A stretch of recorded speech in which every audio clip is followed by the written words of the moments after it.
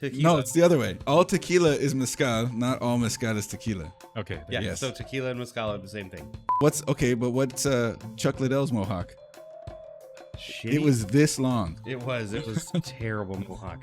My very thoughtful wife got me Metroid Prime Remastered for Christmas. They're right? remastering everything. Okay. Yeah. But here's the thing, because like I never beat the original one on GameCube when it came out. So I'm like, hey, it's on my backlog. That way I could still get a new game. Yeah. But I'm still like tackling my my gaming backlog. It's very efficient. It's efficient, I love right? that. Remasters. Oh, I get to play a new game and check off one from the backlog. Yeah, exactly.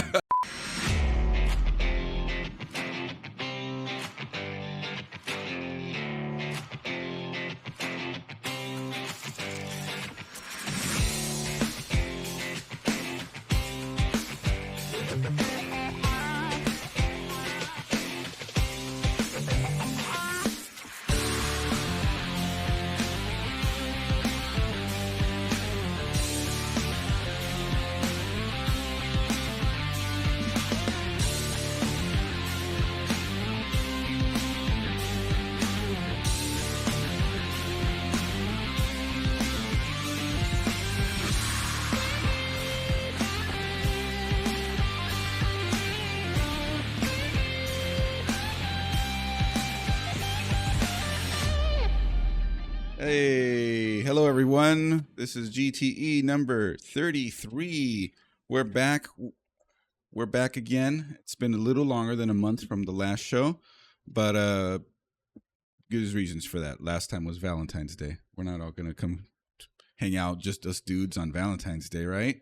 I had nothing on Valentine's Day. I was live on Twitch. This guy went to Target, got Legos. He did not do nothing. I'm I Chris, didn't- by the way, and this is I'm Has Agent. we have a special guest. We did not go to Target to get Lego. Oh, you went to a Lego place to get I Legos. went to the Lego store on Yeah. Valentine's Day, and my wife got Lego flowers. So There it's you not go. like I did nothing and just bought myself Lego. You're the one who said nothing. I didn't really. I said do you did anything. something, That and you could said have been nothing. any day of the week. That's fine, but it happened on that day. It did. We have special guest in the house back again, Mr. Rydesius. How's it going? It's good to be back. Yeah. Well, Thanks for having me on the show. always, we love all the things you bring as well and the education you impart on us, and I can't wait to hear more on what you think about the one of the alcohols we're trying tonight. You mean the one that I brought? The one that you brought, but as well as the one yeah. that my brother Yeah, definitely. Tech has given for the show. I'll Yeah. actually text him right now. I'm actually not stoked on that at all. I'm not a tequila boy. Oh, well, we're gonna try it and see if he becomes a tequila boy. Also, I buried the lead there. Sorry. I don't know if we were supposed to say it was tequila. It's not tequila. Oh, it's mezcal? Yeah. It's the same thing. No, it's not. It is. No, it's not. Yeah. No, it's not. Just like beer is IPA. No, it's not. Joseph, is tequila and mezcal the same thing? Negative. Ha-ha! It is the same thing. He's Just the- like whiskey No, and it's not. scotch are the same thing. Wait, say that again? Whiskey and scotch are the same thing. He's Well, he's no. just gonna get up and kick you. So I think I've probably shared this in the past. All scotch is whiskey. Yes. But not all whiskey is Okay, scotch. so that's the same way. And all mezcal is tequila. No, it's the other way. All tequila is mezcal. Not all mezcal is tequila. Okay. Yeah, Yes. so tequila and mezcal are the same thing. It's depending on which one. Yes, you flew in the Spud Man. Apparently, you're the Spud Man, according to Zalman, or whatever that means. Yeah. Does he eat potatoes? Oh, it's a reference to your. I don't know. Maybe you're all about potato vodka back in the day. Oh, Brandon? Brandon, you're Spud Man. I'm the Spudman? We're Spudman? Is there... that's your new last name. You're Brandon Spudman. Yeah, what the fuck? Hold on, I'm Googling it. I don't know. What's It's happening. a reference to something, I'm sure. Maybe your hair. Maybe. It's very troll-like. Spudman. Not tall enough though. Oh, TikToking. yeah. Apologies to Spudman. It looks like I look like Spudman. Oh wow, we He don't. has a much cleaner mohawk than I do. We talked about this earlier. We had lunch, and I've confirmed his mohawk is messy mohawk. Yeah, messy mohawk. Yeah. Not to be confused with Ronaldo mohawk. That's fine, but I like Get it? messy That's a mohawk. football joke.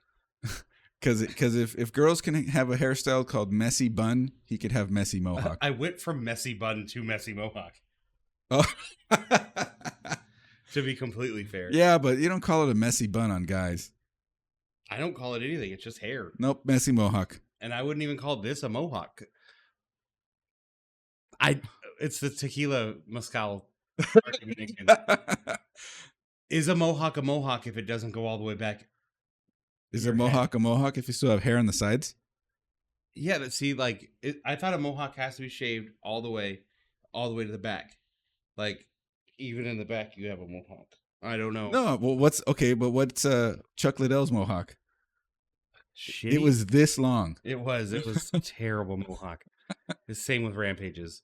I don't know. I think it's a mohawk still, but like, isn't mohawk just an Indian, or I guess an indigenous people? I mean, that's one way to put it. Yeah, like We got the name for the hair from them. Yes, we stole that from them too. Oh yeah, Fuck. You can say we. I don't know. That doesn't count. We? Me. I didn't steal anything. Just kidding. I wasn't here for that. All right. So some of the topics we're going to be hitting on tonight is gadgets, graphics, and gaming headsets, and that's something. Battlestar Galactica. I don't know about that. But that's something that all of us out there in the gaming space, tech space, content space, whether you're console gamer, PC gamer, whether you're old school gamer, or you're just somebody who likes wearing headphones, because that still falls into that theory, are all gaming headsets headphones? No, because headphones have to cup the ear, correct? Yeah, but so do lots of headsets. Yeah, but I have a gaming headset that's not cups. It's in-ears. Yeah, that's fine. But that doesn't cup my ears. Doesn't a headphone have to cup your ears? But those are IEMs. Yeah, they're in-ear. That's a totally different thing. But I use them for gaming. That's fine. They're gaming IEMs then. I actually use them when I'm playing guitar. They're regular IEMs then. Yeah. Yeah. Damn, so before we begin, let's get some alcohol flowing. Yeah, let's try this. Joseph's got the first. the first Joseph pick. got the first one. Okay. He claimed it earlier. I do. I got a little bit of a story Uh-oh. real quick about this. Well, it's just it's about how I discovered it. That's good. So my very thoughtful wife, who's really good at gift giving, she gave me my first whiskey advent calendar. Oh yeah. Oh, So yeah, Those are good. So you know Yeah, where? yeah, Yeah, it's awesome. So it was a collection of 25 whiskeys from all around the globe. Mhm. So anything from bourbon to Scotch, Irish whiskey. There was even one, I believe, from Denmark in there, which was a first time for me. Yeah. And it was good. Danish whiskey. Yeah. Sounds like it should be sweet. Yeah, there was one Pork, from pork. I don't know if it was. I don't know if it was sweet or anything like that. Another one that was included was from Israel, which was Ooh, cool. Whoa. And the distillery's name was Milk and Honey Distillery, which That's is kinda cool. it's from the Bible Yeah. actually. So I thought that was cool, and again, really good whiskey. But anyway, when I was going through this whiskey advent calendar this past December, from December 1st to December 25th. Did you actually advent it every day? You would wake up and have whiskey for breakfast. I don't Outta think here. it works that way. No, That's how not you at do all. an advent calendar. Yeah, but I don't think the whiskey advent calendar No. works that You way. eat your cereal, you say your prayers, you get your advent calendar. Is that not how With advent the- calendars work? I mean, for the whiskey advent calendar, this was definitely an Nighttime, evening, yes, it's like a nightcap. like post dinner Yes. after That sounds like my little ones. in Like, bed. okay, so, Brandon wants to breed alcoholics over here. Yeah. so, like, how stoked were you all day long knowing that you had an advent calendar at the end of the day to look forward to? Like, you had to have been like, it's almost time. You know what? For the enthusiast like myself, it was really the exciting part was not knowing what I was going to drink. Yeah, but you knew it was going to be a whiskey-ish. Yeah, sure. drink. I knew it was going to be a whiskey, and believe it or not, it actually, for someone like me, it did become a little bit of a challenge to have to stay on top of that. Like, okay, like tonight I'm going to pour this whiskey Yes. and because it's not like having a beer where you crack Yes. a beer and you just drink it Yeah, casually. yeah, This is something that you intentionally, because the whiskey advent calendar that I got, I'm sorry, this is turning out longer than I want. No, No, it's you're fine. good. But it's good. So the thing that's cool about Content. this whiskey advent calendar is it included a book that revealed the details of every single whiskey Dope. that you were tasting, and It gave you notes for rating it. You know, you could put down like, you know, what the nose was, the palate, the finish, and all that good stuff. That's awesome. Yeah, so it was really cool to rate all of them, 1 through 10. And believe it or not, there's actually 1 or 2 of them that scored really bad. Like, Yeah, I I'm was not like, surprised. Yeah, out of You 25, have to have some stinkers. Yeah, out of 25, I did run into 1 or 2 that I just did not enjoy. Where did I'm this like, one score? 0. That's a liqueur, so That's not it doesn't even count. It's maple rye unaged blended spirit. 30%, right? Yeah. Yeah, that's a liqueur. That's a liqueur. Yeah, it doesn't count. I had a beer advent calendar, and I would say 80% of the beer advent calendar was trash. Oh man, that's It was bad. Bummer. Uh-oh. I got it. What? Everything is Everything we is offline? crashing at once. That controller, please. Are we offline? No, we're not offline. Okay. Just some things are acting weird. Yeah. Right now. It's all right. Like our iPad shut down, so we can't read chat. It's back. 80% of beer is trash, according to Beard and Hat. Correct. But yeah, so sorry, I didn't mean to step on your. No, you're good. Don't worry about it. So yeah, first time doing the advent calendar thing, really cool. I mean, every day I looked forward to like, you know, oh, what is it going to be like? What part of the world is this whiskey going to be from? And I would always try to guess, and sometimes I was flat out wrong. Other times I would be able to, you know, pinpoint. I feel like you'd be able to pick out a Scotch whiskey. Yeah, well, the thing is, like, I accidentally identified a Japanese whiskey as a Scotch, Really? which is common, I believe, because They use a lot of peat in their. well, not just that, the Japanese learned how to make whiskey from Scotland. That's So crazy.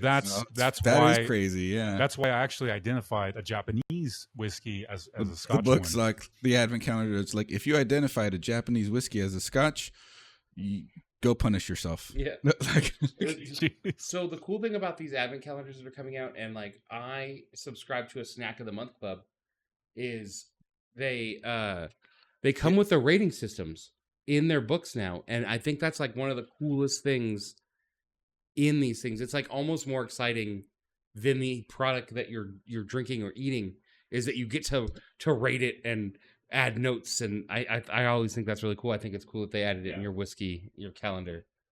Yeah, and it's also if you're just new to, like, same thing with beer. If like you're new to beer, getting a beer advent calendar would be cool to explore that, or with wine. Yeah. But what's cool about this is, you know, same thing. If you're interested in whiskey, but you have no idea what you like or This what is you gravitate, perfect. it's the perfect thing. Yeah. And the great thing that I got out of it was being introduced to all these different distilleries and whiskeys that I've never even heard of or would never even bother. Yeah, well, because you there's know, like so- 10 big distilleries that are just in every store, Yeah. and that's what you're going to choose from. You're not Right. going to get these mom and pop milk and honey distilleries. Yeah. Stuff Snack like of the those, month. like even that's potatoes hard in to the house. find. Snack. We love snacks. So anyway, the one that I brought is the one whiskey that I scored a 9 out of 10. A 9 out of 10. You didn't do any 10s? So that's the thing I was struggling with. For me, a 10 has to be like Perfect. it's got to bring a tear to my eye. Oh. So, you know, it's like so good. I just start, you know, Yeah. like just I think- getting. I think the Curious. only way for any whiskey to hit that though is just like to hit some memory, like ratatouille yourself. Yeah, you know? yeah. And that, so it'll be really difficult because you're not gonna get childhood memories from Yeah, childhood whiskey, childhood memories of whiskey is me throwing up on a garage floor. Wow. So anyway, this one is a 9 out of 10, and I remember tasting it and just being blown away. Like I was like, this is probably going to be the best one. Sure enough, when I got to, you know, the very last one, it was clearly the best one. And once I finished the advent calendar, I'm like, I need to find this bottle. Like I'm gonna go and find it. And then once I got it, I was like, this is going to be the perfect bottle to bring on GTE. Is it like- Sure. It's not like what is it, Pappy or whatever it is? Yeah, Pappy Van Winkle. Yeah. That's going to be in an advent No. calendar. No. Pappy 17. Not even. Not even. It's like This- you get 2 drops of this. Yeah, one. yeah, yeah. Yeah, this was a much more affordable. Yeah. Have you had whiskey. Pappy? No, I have not Oh. had it. I've before. had it. Nice. I've had a little sip of it. Yeah, that's all we got in Vegas. And Our it was- friend ordered one glass, and it was 2 fingers and $230 or something. Crazy. Yeah, and he passed it around, and we all got a little tiny sip. and it was just it tasted to me in a way that I didn't think whiskey could taste. Just Mhm. like smooth, good finish, no bite, like all the things that you'd want for it to like just check the boxes for refreshing and relax with, like nothing, no weirdness. It was just, I don't, and To me, it was whiskey. I know, but it's just, It's like it's good. You're like, it's good whiskey. Yeah. Yeah, like Right. it wasn't like the most. Like I was like, this is $230. You're an idiot. Like, why would you spend that? But fuck it, he wanted it. All right, let's dive All right, into let's it. see what it is. What's it All called? right. So, do you want me to bring the mic when I show it on the camera? Yeah. Up there? Okay. That's the beauty of a wireless mic or just a really Oh, long cable, I guess. he's already gotten into this bottle. Oh, I had to try. Actually, Oh, yeah. Oh, no, yeah. Tell me where to start. Okay, get close to it first, right there. Oh, you should have. No, he can't turn the mic off Oh, if he does that. yeah. Okay, that's good. And now pull Oh, there back. it is. Pull back. There you go. No, West- right there. Perfect. Up a little. There you go. Right there. Westward whiskey. Down a little. Just a hair. $5 whiskey is better. Dumpster tier booze is all we want. Look at that. Look at that. Looks nice. It does look nice. So, The bottle is cool. yeah, It's like a super prism. super cool bottle.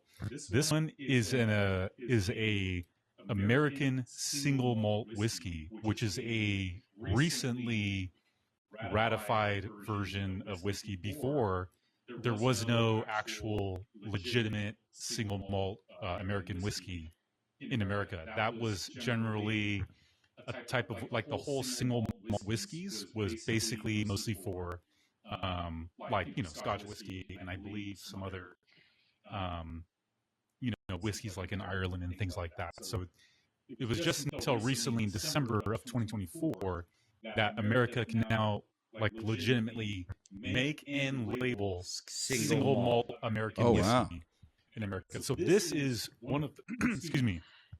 This is a single malt American whiskey distilled at a distillery called Westward, and they're based out of Oregon.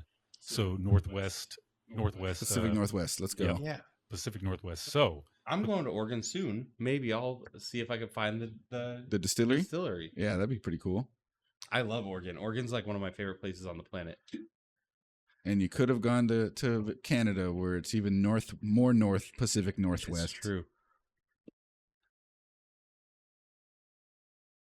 That is yummy smelling. Sorry, I don't know if I was supposed to do that. I might have just ruined it. Ruined. Yeah. Thank you. You can switch me if you want. No, that's fine. Okay.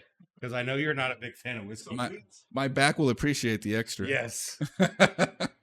How many percent is this? 40?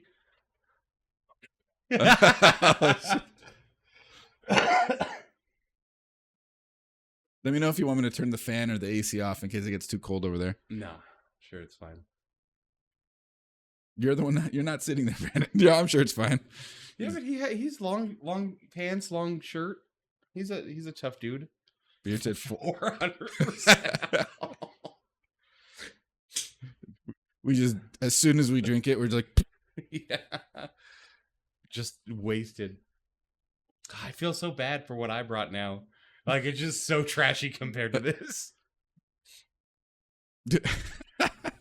I know Joseph's gonna be like, I brought Victorian age Courvoisier. Yeah. am I still on camera? Yeah. Okay. Yeah. All right. Go ahead and give it a little nose. It smells like whiskey. That part is true. Yeah, it's a little sweetness, I guess. It in does. there. It Yeah. smells really good. Okay. Anything else? Open your mouth too when you to see if that helps. When you breathe it in. No, it just smells like What's cocaine. that term, Pete? It's not peaty. Not at all. No, okay, Not then at what all. is? I'm getting. Is it wood? Like some sort of. Oak. Okay. Yeah. Okay. There it is. Yeah. There you go. Oak.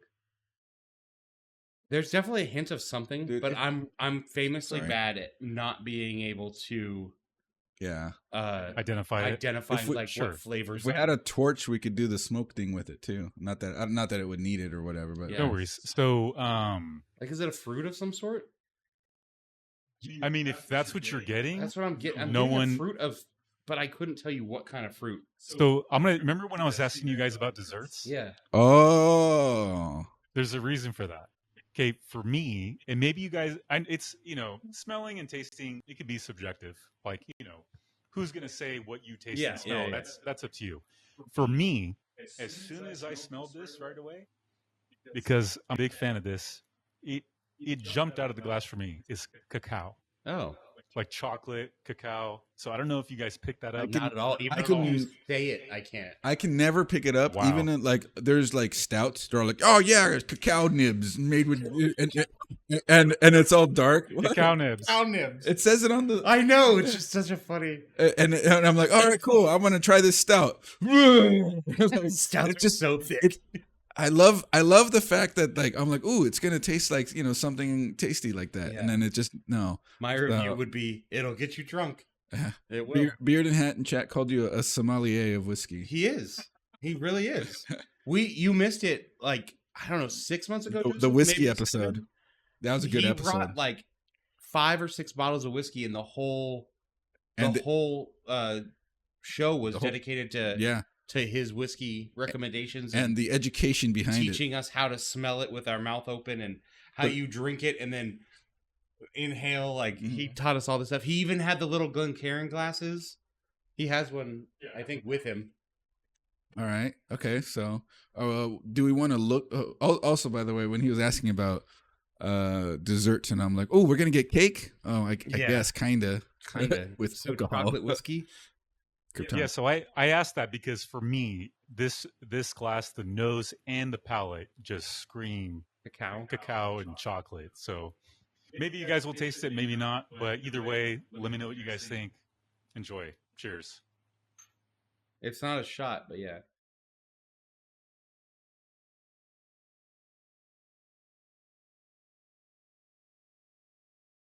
It's warm. Like it has a, I don't know, a warming taste. Brandon, are you okay? Yeah, I'm trying to get like all the flavors out of it, and it's like almost too complex. It's very complex. Like Yeah. Yeah. I can't differentiate. I wish it didn't have as much burn. Yeah, there's a lot of burn. It's stopping me from like tasting a lot of it. So guess what the guess how powerful it is. Oh, alcohol. Oh, I would say 80. No, it's gonna be like 80 proof? 80 proof. 50. Okay. And that's base, by the way. That's oh, like is it? Oh, that's the oh, base. then it has to be higher. I'm Than gonna say it's 110 proof or like 100ish. Is that why it 110? was so burny? 110 proof? Yeah. This bottle is 66.23 ABV, Whoa! which is 132. Oh no! 132, which I believe, I might be wrong, there's actually a name for that. Flammable. It's almost flammable. You're not wrong. I was wondering like why it was so burny, but I was like, maybe that's just part of the flavor. You're not wrong. Dude, that Somebody clip this section up until the flammable joke, yeah, gasoline. please. The flammable one. Yeah, that was pretty funny. So there's a term called it's not this level, but there's a term for 140 proof whiskey. This is 132. Yeah, that's which is very close to 140. Yes, The 140 does exist. They call that a hazmat whiskey. I need it. Oh, you need it. That's your... They call it a hazmat whiskey, but yeah, this is probably the hottest, most powerful whiskey I've purchased. It's definitely And definitely hot. Like yeah, I'm gonna so try go ahead it. and add water, like Chris is Oh, doing I right can't. now. What's I up? can't. Oh, that's. Did you drink Yeah. it? That's fine. mine's toast. That's okay. Sit I- down, I- Brando. I think if you would have told me how alcoholic it was in the beginning, I would have sipped it a little Sure. bit more. That's okay. But I was like, oh, there's just a little bit, so I could shoot it and like swirl it and Yeah. Balsonic with 100 bits asking, does one of the warnings include going blind? Yeah. LOL. yeah, it does. One of the warnings. What now? Oh, going blind. Like, is there? It's not moonshine. Yeah. Yeah, it's not. Yeah, that's. I think that's not really an alcohol percentage problem. The going blind thing is the that certain moonshines the Yes. alcohol isn't like the right for, It's for ethanol. drinking. Yeah, Ethanol will make you go blind. I had a thought, and now I can't remember the thought. Everclear. That was my thought, not about Everclear. Have you had 151 before? Oh yeah, those were the competing ones. Yeah, Yeah. Thank you, 151 is Kryptonic. rum.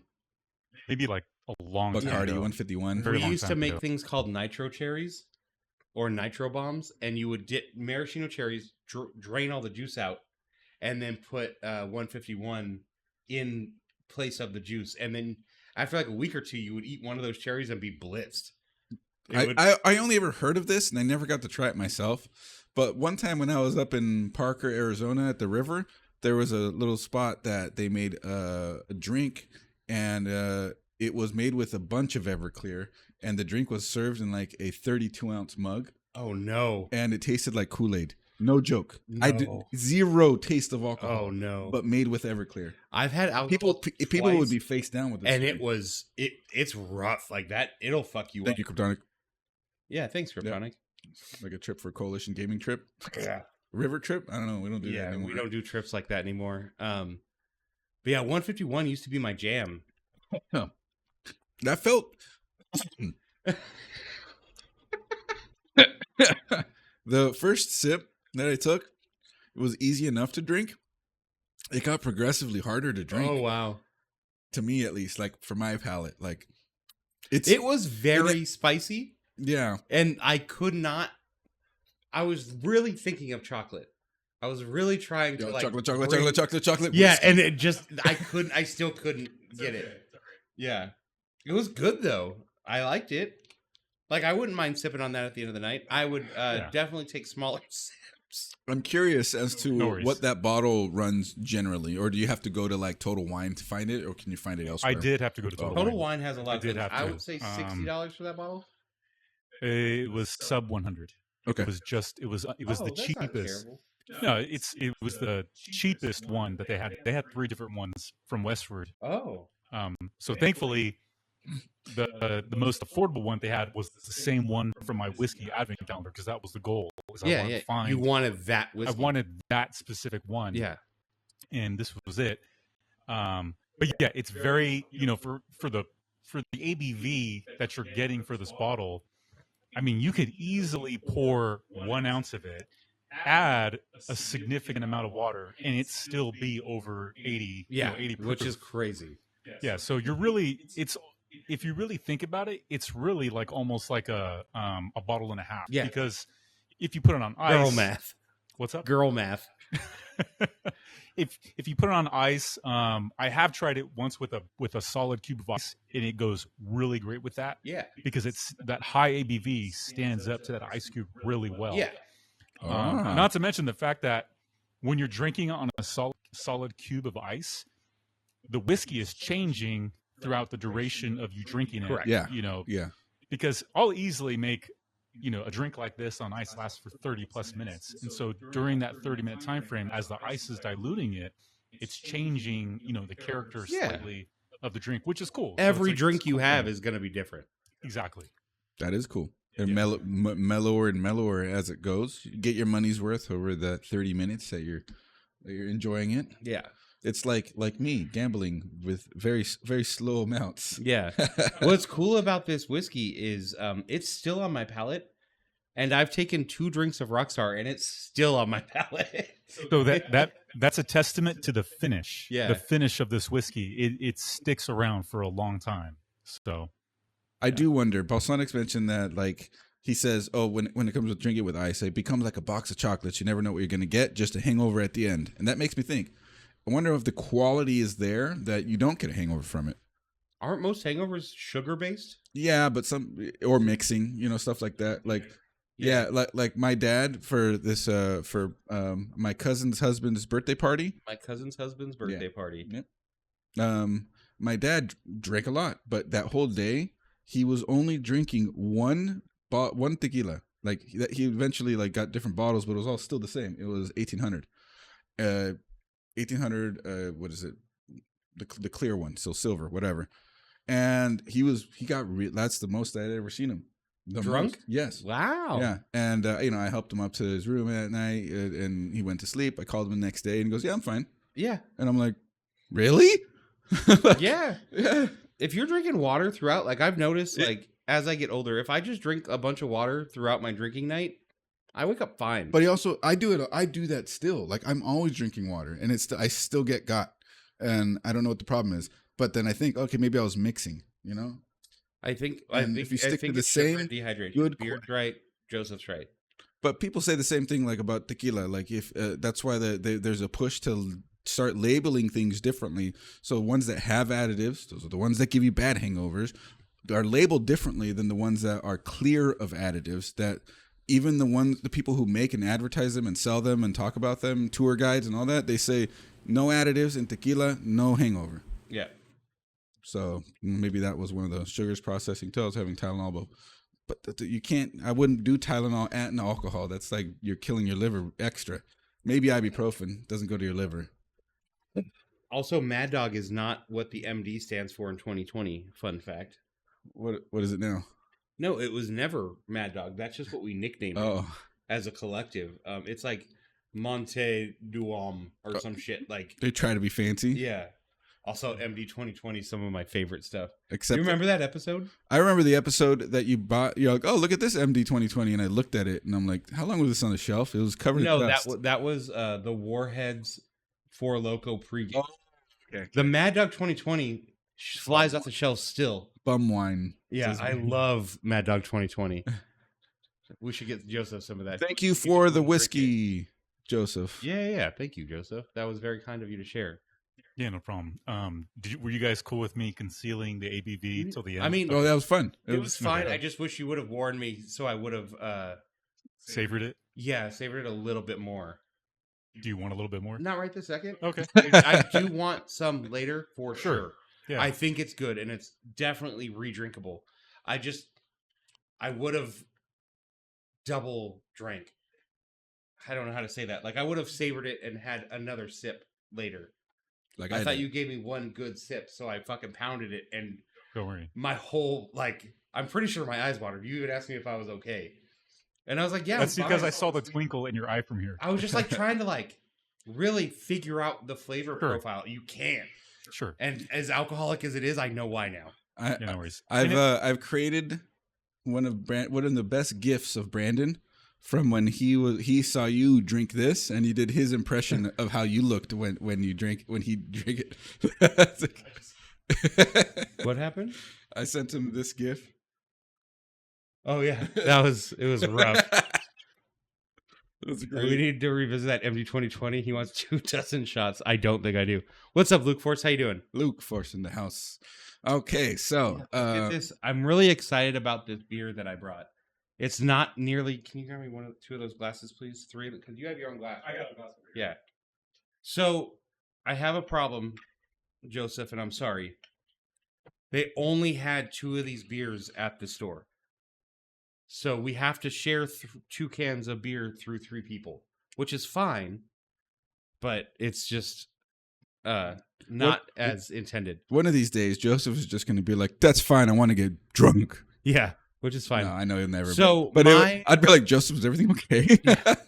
My favorite go-to beer at just about any restaurant or if I'm out and they have it is Space Dust. Do you like Space Dust? Look, you see how he lit up? Space Dust is legit. It's the best, other Really? than Pliny, I would say it's the best IPA on the market. It's awesome. It's awesome. So Yeah. I was at the store trying to get Parmesan cheese, and I decided to look at their alcohols, and they had Juice Dust, which is Space Dust Juicy.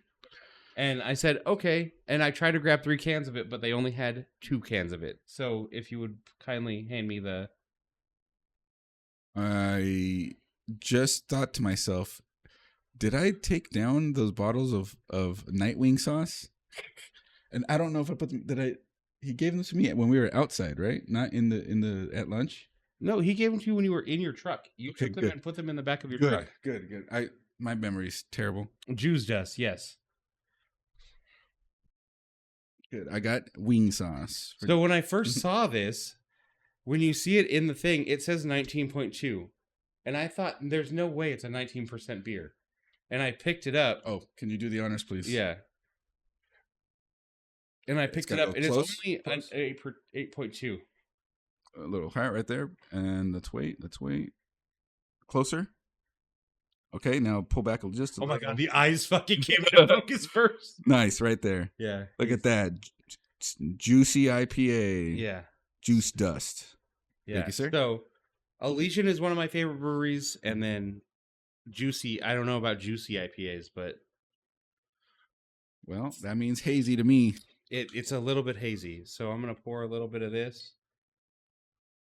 Microbrews always go hard with the art. That they do. Would you call Elysian a microbrew? I mean, in the grand scale, yeah. I guess. It 'Cause- smells like Space Dust. I'm fucking stoked. Because of how big some of the microbreweries got, a new term got brought in, and that's nano breweries. So now the actual little ones that we used to call microbreweries, those are nano breweries, and the microbreweries that got big, but that still like are dwarfed by companies like Anheuser-Busch, those are microbreweries. Juicy. It does look juicy. I'm stoked. That's a hazy if I'd ever seen it. It looks like a hazy. I'm fucking stoked on it, and it smells just like Space Dust. So Beatbox time, the Jack. Oh, Oh, Krypton. no. What it's like. What it's like to be young again. yeah, Beatbox, beer, shots. Wake Yeah, up the next fuck day. all that. I'm gonna go on a run. Just a little bit. okay. You guys want- That's for you. I mean, what if I don't like it though? I mean, I'm sure I'll dig it. All right, so we're gonna cheers this real quick, and then we're gonna bring up one of the first topics that Joseph has for us. Cheers. Oh yeah. That's a good. Oh, yeah. yeah. Mm-hmm. Ooh, Excellent. That is Thank a you. good. Thank you. That is excellent. That Really is good. a good IPA. You know what? This would be a great IPA for summer. It would. Oh man. This is a Yeah, summertime you work out. And IPA.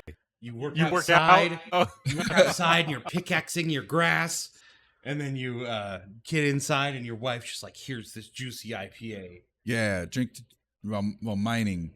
Yeah, I just thought it was funny because I said pickaxing your grass. That's something you definitely don't do. Depends if you're trying to dig or while you're mining. Men's Room Red Ale. No, I have not. I would definitely drink this while mining and then crafting. Yes, Minecraft has become pretty heavy with us. You said there was a little in here. God, that's good. Have you guys tried Men's Red Room Ale? Haven't heard of it. Not yet. Oh, from Elysian too. No. We love Elysian. I like reds. Reds are good. The BJ's. Yeah, they're fine. It's a good red for Yeah. like 7 point something. When I'm percent. at BJ's, I get one beer. You one get beer. Tatanka Stout. I know. Only Tatanka from BJ's. It's like 40% alcohol and like 30% mud. Like it's like the thickest, most alcoholic beer that they have. It's a fantastic winter beer. The Tatanka? Yeah. Yeah. It's great for the winter. BJ's Good does beer. have good beer. Yeah. yeah. They have a Jeremiah Red clone that's pretty good. Jeremiah Red. Yeah, that's. Oh, is it just Jeremiah? It is Red? Jeremiah Red. I had it. like I went to BJ's for my birthday with my family, and This year? yes, Oh, okay. it literally like, and the power went out while we were there. Oh yeah. Yeah. So it was fun story. I would say 10 years ago, maybe even longer. We went to BJ's Talking about for Balsonic. Helg's birthday. Joseph might actually Years have been ago. there. Maybe not. Ooh. I don't remember who was there because it was a 2.5 hour wait to get seated, but we could go to the bar all we wanted. And I had 8 Tatankas before we even sat down to dinner. I was blackout drunk before we even sat down. It was gnarly. That like started a chain of events for Brandon that night. That's crazy. Like, Yeah. if you think back to like certain things, Yeah, like Chris's. they That's the converge reason into I'm that missing day. my finger because of Chris's birthday. Because at Chris's birthday, I met Jason and Marissa worked for a company named BMP, which is Blow Molded Products, where I later got a job and then cut my finger off. So if I never went to Chris's birthday that night, I would have never gotten that job and never cut my finger off. So it's Chris's fault that I cut my finger You off. didn't cut the whole finger off. Just a little bit. Yeah. Just the tip. Just a little off the top. I owe my finger. You owe me a finger. It's yeah. all right. I can 3D print a thing and it'll put it back. You can. All right. What's our topic, Joseph? Are we going to go in order to what we have? Nah, fuck it. Whatever you want. Whatever Yeah. you feel. Go for it. We're just gonna start with the gadgets one. Gadgets. Gadgets. Yeah, so gadgets. What do you think of, like, what comes to mind when we think of the word gadget? The sexy mouse from Rescue Rangers. Why you got to go that way with it? The girl mouse he's talking about, the one who Sexy. she wore a jumpsuit with like a really big collar, and she fixed all their stuff. She was the little mechanic, the little engineer. So gadgets. Yeah, he's You said what comes to mind. her name is Her Gadget. name is Gadget. Yeah, Okay. whatever. But we're talking technology gadgets. Like tech-based Yes. gadgets, yeah. Oh. So Chris, when you think of a gadget, like what's like your definition of what a gadget is? Like, It doesn't have to be tech. Like a gadget could be like a Swiss Army knife to me. Oh, I guess that makes sense. Yeah. Or a tool. A tool, something, anything that is multifunction. If it's not electronic, but it is multifunction, I think that's a gadget. Like a knife, not a gadget. Swiss Army knife, 2 knives gadget. in one. Or like a Leatherman. Exactly. That could be Exactly. like a yeah. cool And I gadget. would go the complete opposite way and say gadgets are like futuristic tools. I mean, Like can be. they have to be electronic and they have to do cool stuff to be a gadget. Like a headset, like a VR headset's a gadget. Is a gadget also a gizmo? Are we going to have this conversation? Are all gizmos gadgets, but are not all gadgets gizmos? I hate Oh my goodness. Also, Gizmo was a rescue ranger too. That one I don't remember. Let's see. So anyways, the topic of gadgets came up because recently when I was at Costco, Chris, do you remember when I asked you, I think I was asking you and Matt if either of you guys had an electronic, like a high pressure blower Oh, for like cleaning out like your my computer? my little gun one. Correct. Yeah. Yeah. So I was at Costco and I wasn't looking for this specific item. Yeah, that's the story of Costco. Yeah, that's pretty much how it goes. You go in there for your list of things Yes. and you walk out with certain things that you never intended on buying. Correct. But this one was a very useful gadget that I picked up from there at a really good price, I think. Have you guys heard of the brand? I think it's called Fantic. That Balsonic literally just said Fantic. Fantic. You just said I Fantic? know Yeah. Fantic because they're pushing on TikTok for like a couple years ago, like Okay. bad. I had no idea. Yeah, I'd seen them No, all we over would buy it. TikTok. Yeah, they make a Okay. little electronic screwdriver. Now they got a soldering iron Nice. kit, and I don't know what else they make. That's cool. So when I was at Costco, this was the first time I've ever heard of this brand. What was Fantic? Never heard of it until right now. Yeah, he's in the same room, dude. I never heard of it until I actually went to Costco, came across it. They had a blower / hand vacuum cleaner, USB-C Wait, rechargeable. slash vacuum? Yeah, there's some It that do could that. vacuum. It was. Dude. It did both. That's a gadget Yeah. that I need. So This- it's dude. forward and back. Yeah, so. yes, Yes. that's how a vacuum and a No, blower work. but I mean, like the design of it is not the same hole. It's like you. Okay. Very human. Good design. Yes. Go on. So, anyways, I came across it, and it was at a very, very affordable $40 price point for this device that they had at Costco. And so, before I buy something, I generally will like to look it up online to see, who else might have it or who else carries it. And all of the other Fantic products I found were in the $60 to even like $100 range. So I knew that the $40 price tag was very competitive. Yes. So I picked that thing up for my office, to do some like light vacuuming and cleaning and things like that. I use that thing almost every day that I'm in there. It's such a useful, resourceful device. Like, let's say you're like eating a snack or something, you spill crumbs or there's dust. and you just Literally wanna- me every night at my desk. Yeah, like the little, You just need a shirt that's a vacuum attachment on the bottom, and then you plug it in. But it's like anytime I have a bit of dust on my desk or maybe some crumbs from like a snack I had or something like that, that thing was so quick and enjoyable and satisfying just to break out my drawer and just Yeah. vacuum up really I quick. need to go to Costco tomorrow. So you're gonna go pick one up? Yeah, dude, you How just much? told me. How much was it? $40 bucks. $40, 40 dude. bucks. And it came with a bag. It came with like 4 or 5 different attachments, depending on what type of application you want to use it for. Because again, it's also a high pressure blower Yeah. too, so you can blow out dust. Post out my of your Discord, PC. Balsonic. What was that? Go ahead. Just Yeah. go ahead. We got a link for it in our chat, but Yeah. Oh, cool, nice, it's gonna go into Discord. cool. I'm so pumped right now. But anyway, dude, when I bought it, it made me realize something. So number one, I really needed a small, vacuum, yeah. a small vacuum for The my general something chat, that's dude. handheld. It literally just sits in my drawer. Yeah. It charges USB Type C. Which is killer. It has a battery meter. It has a reusable filter, so you can clean it out Yo. and reuse the filter. So, dude, and then it made me realize, how infrequently I purchase, gadgets. Yeah. Like, basically devices that have, Multi-use or multi-use or basically you're only use them for one type of situation. But it just sparked this this idea of like, hey, thought. like yeah. like what gadgets have you guys like I'm sharing this with you guys and you picked it up now. Yeah. Now you want to go and Yeah. get one. Well, I'm not one that like is a gadget connoisseur, I guess. But my wife, you have to do it. I'm sorry, it's fucking stupid. Is I'm gonna say this wrong. Temu aficionado, and she'll find gadgets on Temu, and they'll show up. I don't know, twice a week. It's this little vacuum thing. It's this little coin bank. It's this. It's that. Okay.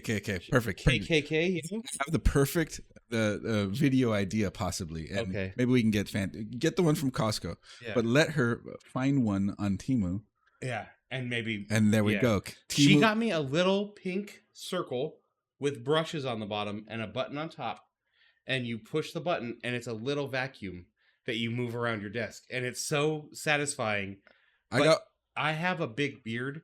Well, it's shitty, but it's big. And there's beard hair everywhere. So like as soon as you do one thing, it's just all covered in beard hair and it stops working. I got one. I love it. I got one of those as a gift, like a white elephant gift from my brother-in-law, and it's for that one is badged for like shaving. So like you keep it at I keep it at my my on the sink around the sink. So when I trim, it just picks up all the trimmings. Just Luke's favorite gadget is an air fryer. Is an air fryer gadget, or is that an appliance? That's an appliance. Oh, are appliances gadgets or? I'm going to say it's an appliance. That's an appliance for it's sure. An appliance. You know what? You know why though? Specifically, because it's not a handheld little thing that you point at the chicken nugget and fry. But here's the thing. Here's the thing. The handheld Fantic, vacuum / blower, you can use it anywhere. Yeah. Whereas an appliance, like an air fryer, that typically stays where. Okay. I could put an air fryer in my shed. Next to my. But it's stationary. You never want to leave that damn room. There. All right. Then I have a question for you. Then, is a 3D printer a gadget?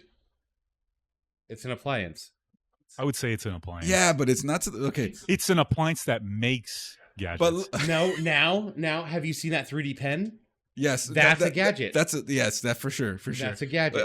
But here's the thing that with the 3D printer thing is I don't believe they've reached the level of where you can be considered appliances just yet, because Tamagotchi some of them, like you have to do things with them. You have to interact with them before it's ready for you to hit go.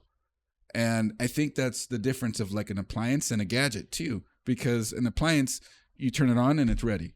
It's not just like, all right, turn it on. Maybe then like, okay, let's say if a range was a more gadgety, you'd turn it on. You'd like in the old days, you still had to light the fire, but it has the pilot flame going, whatever. Well, no, it doesn't. You wouldn't have to light it if it had the pilot. Whatever the case is, like there's steps involved for a gadget.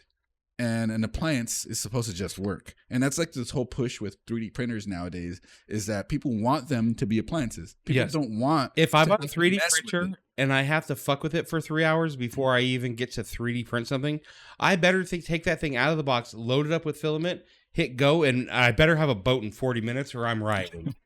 And that's the thing. That would make it more of an appliance. If it's to the point where it's just like, put it together, put it in place, turn it on, start using it. I need to be able to print benchy, like quickly, or else I'm angry. What do you think, Joseph? Do you agree with that? Has is a tinkerer, not that kind of tinkerer. Not that kind of tinkerer.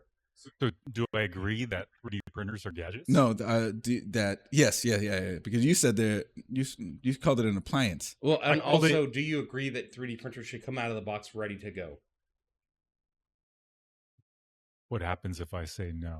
You can. He thinks no. No. I'm halfway there because like I actually like I don't want to. We all have limited time in the day. We don't want to spend hours. Yeah, sure. So for me, it's not like I want it to be like an appliance. No, I just want to save my time. Yeah, I'm still gonna. I mean, to me, I still think it's an appliance because again, appliances generally are something that are stationary that need to be plugged in.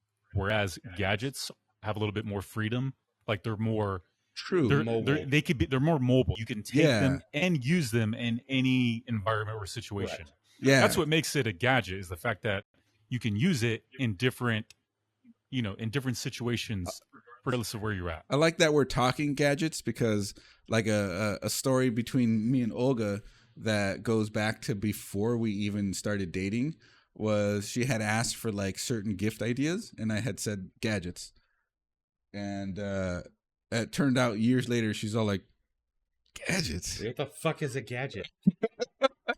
Going back to the 3D printer thing, I just realized I made a connection. It's like when you buy your kid a Switch for Christmas. Nintendo. Yeah, or I guess an Xbox would be a better example. And you plug it in on Christmas morning, and you have to download the game and then update everything before you get to play with it. If I got a 3D printer on Christmas and then I had to fucking fuck with it for 8 hours before I got to play with it, I'd kick my wife in the face. I wouldn't. I would never kick my wife in the face. Okay, all right. We're not getting you an Ender. You're getting a Bamboo Lab. Yeah. Wait, can I say one thing? Because you can say whatever you want. You're the producer. But the thing, you brought the Nintendo Switch up, and this is something I wanted to share with you. Specifically you, Brandon. Because we like the Switch. Because we like the Switch, and it goes back to the whole, like, gaming backlog thing. So, again, my very thoughtful wife got me Metroid Prime Remastered for Christmas. They're remastering everything. Okay. Yeah. But here's the thing, because like I never beat the original one on GameCube when it came out. So I'm like, hey, it's on my backlog. That way I could still get a new game, but I'm still like tackling my my gaming backlog. It's very efficient. It's efficient. I love that. Remasters. Oh, I get to play a new game and check off one from the backlog. Exactly. Killing two birds with one stone, so to speak. But anyway, almost done with the game. I'm really enjoying it. It's such a fantastic game, especially for being how old it is. Yeah. Like I said, it came out but it's remastered, GameCube. so it's cleaner. Oh, dude, it runs 60 FPS. Really? Yes. Wow. Like the graphics are phenomenal. For a Switch game, yeah. It's phenomenal. Really good. But here's the thing. This is what made me the part where you talked about getting an Xbox and booting it up, having to download updates. This was one of the coolest moments of me unboxing this game because it was the physical copy. Yeah, which is always popping it in. It said version 1.0, 0 updates. Hell yeah! So you just ready hit to start. go. Literally popped it in, go. I'm like, thank you. Yes, that's what I want. This is what I want. That's what I want. Yeah. Anyway, it just made me think of that when you were talking about updates. I think that makes sense. Fortunately, SodaStream, I would say, is a gadget. SodaStream. It doesn't plug in, and it's very mobile. And you can't take it with you. Like you can. You can't be like, hey, I want a SodaStream, and then be you like, can take a SodaStream with you. Yeah, but can you walk up to somebody and be like, let's SodaStream this? Yes.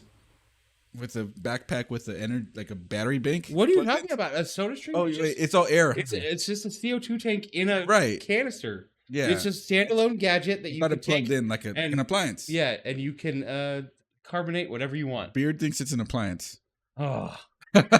Oh, we're starting. Damn it! Oh, I love this. Like, sorry, I think it's an appliance. I think because of its portability, I would call it a gadget. Also, because it's a fucking not useful thing. How about this? If it lives in the kitchen, like you buy a thing, appliance. I think if you buy a thing and you go, where in the kitchen am I going to put this? It's an appliance. But where else do you put appliances? It's an appliance. Very famously, you put the laundry room. You can put a fridge anywhere. Like there's a fridge in here. That's an appliance, I guess. If it has a gimmick, it's an appliance. No, if it has a gimmick, it's a gadget. Okay, I can get on board with that. Yeah, that's my point. I just want to say I'm relieved that I made this an agenda item because it really did spark a good amount of. It really sparked this like it's such a stupid good discussion, debate but it works really. About, I actually kind of really like using it's. Not so that I use it all the time, but by my blower that I have, its Recibi is about $40. I got it as a review unit. Yeah, but can you suck with it? It does not suck. Oh. No, it only blows. Oh, but I didn't think about the vacuuming portion of it at all. I just it does this. And when I was RC car racing, you're on a parking lot. Your RC car gets dirty. It's picking up rubber, dirt, all sorts of rocks, whatever. And so I was always looking for somebody with an air compressor, and I'd be like, hey, can I blow my car off? And he goes, yeah, sure. And I'd get it all clean. And then somebody showed up with one of those electric canister ones. And that's like, boom, like high pressure, but it was this big and handheld, and it had a cord going to the plug. Yeah. Right? And it worked great. Is and that now, a gadget or an appliance? It's corded. You're mobile. It's corded. You're at a RC car track full of gadgets. That's a gadget. Yeah. And then now it's a battery thing that's handheld with the Type-C plug. That's cool. Yeah, it's crazy. Yeah. Dude, I'm sorry to keep the gadget talk going because this this turned out being a lot more fun than I thought it was going to be. But dude, it just reminded me of another cool, subtopic for gadgets. When I was growing up as a kid, I used to hate hardware stores. Like, Oh having to go no. with my mom or Like dad. a Home Depot? Yes, like I I don't would know. agree with that as a kid. As a kid, I'm talking like Yeah. you're not even a teenager, just You're like a like kid. 10, You're 11, like, you're like, this is there's ball. you're like, there's nothing here for It's me. like half outside. Exactly, half outside. This is lame. There's no. Where are the back then, toys? There's no like AC or heater. Yeah. Like you had to wear to get those. At cold. least at JCPenney, I could play Street Fighter. What can I do at fucking Right. Home Depot? Or there was a toy section, Yeah. electronic section, Yeah. as, area where you could go to. But anyway, now as an older adult Home Depot is, I live there. and a homeowner, Yeah. dude, and it's basically a haven for gadgets. Yes. There's a whole aisle dedicated there's to it now. aisles and just countless And it's like items. network guys. It's like, oh, they have like Yes. Ethernet cables and Yes. jacks and plates. So- like, ooh, We're Stud talking about finders. just hardware stores, right? Not specifically Home Depots. oh, okay. I think I know where you're going. I like Home Depot. To me, is not. I'm still not quite there, despite being a homeowner and being a little older. I like it. It's fine, but I very much get more enjoyment out of going to Harbor Freight. Oh no. I get very much more enjoyment. I mean, the price, I know why you do. The price is right for you. I get it. But Lowe's to me is the elite hardware store. I It's love air Lowe's. conditioned. It's Yes. clean. I can find people So- that will find things for me. You know what? Home what Depot, Lo- I can never find anybody. You know what Lowe's is to me? It's the Target Yes. compared to Walmart. Yes. Of hardware, Yes. of hardware stores. Lowe's is the target. Wait, Joseph, God leave damn it up. it. Leave it up. It lost the zoom. Somehow fix Oh. that. Harbor Freight is the trailer park Home Depot. I agree. I don't care. I've never don't been. care. I've never been. Is it? You've never been to Harbor Freight Wow, you yelled that. because it's It's so Har- cheap and no, it's not everything is cheap, but Maybe it's just one like time. you get to see If- some of the cool stuff. if That Home Depot is the Walmart of Harbor Freight is, The 99-cent store. yeah, it's kind of. 100%. It's not that cheap, but it's cheap fairly enough. cheap. If It's you have fairly cheap. Pittsburgh tools, so there's a barometer that I use when I'm buying tools, and it's a good barometer to use. And if you guys need a tip, if you think you should spend $100 on a tool, buy it at Harbor Freight first for $10. And if you use it till it breaks, spend the $100 on the tool. If not, just spend the $10 and use it forever. But like I've done that a couple times. Like I needed a ratchet kit for something, and Harbor Freight had it for like $12, a whole kit. And after like a week, it broke, and I was like, "All right." And then we went and bought a good ratchet. I haven't had anything from Harbor Freight that's actually broken. I have a pressure washer from an electric pressure washer from Harbor Freight. Works great still. Harbor Freight has a lot of Chinesium. Yeah, no, Yes. that's fine. I mean, but like Harbor Freight is like looking for stuff on Amazon, but it's a brick and mortar. It is. So, Chris, you know what that means, right? We're The pressure washer, yeah, gadget, or appliance. gadget, No, that's an appliance gadget. Because it's got to be because you plugged in. apply. It's mobile. It is. It's wheels on it. It does. All right. Okay. All right. It's. I don't know. That sounds like It's a tool. quick Tools can be theory. gadgets, like Leathermans that we were just talking about. That It's a tool. a tool can be a gadget if it's Is a multi. pressure washer a gadget? I guess I was gonna say if it's multi-use, but it is multi-use. Oh, little beaties. Okay, the pressure washer does have multifunction because I can put a little a soap add-on on it, and then I shoot foam all over the My car. pressure washer. Or is I a could do tip, water. dude. I love it. Yeah, like it's multifunction, and I think if a tool is multifunction, it's a gadget. But my air fryer can do 10 things. It can air fry. It can fry. It can. Air fryer like is literally on the blurry line. It is. It's on the blurry line. Like a 3D printer is on a blurry line because 3D printers are stationary. Yeah. Yeah, because so say that. What was the statement you made again about the air fryer? That you can do 10 or 13 things with the air fryer. Right. I mean, but you can also say that about like a barbecue or Yeah. a Is Traeger. a barbecue a gadget?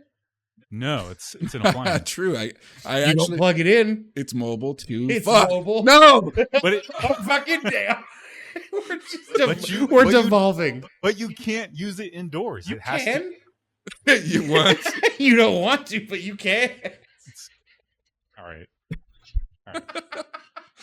Such a dumb fucking. Okay, to that, I got one of the. I have I had a little portable grill, little barbecue grill, gas grill, and I forget what I was doing, but my range wasn't working. But I wanted to grill, and I didn't want to do it outside. I put it on top of my range, turned the fan on, and grilled inside. Oh no.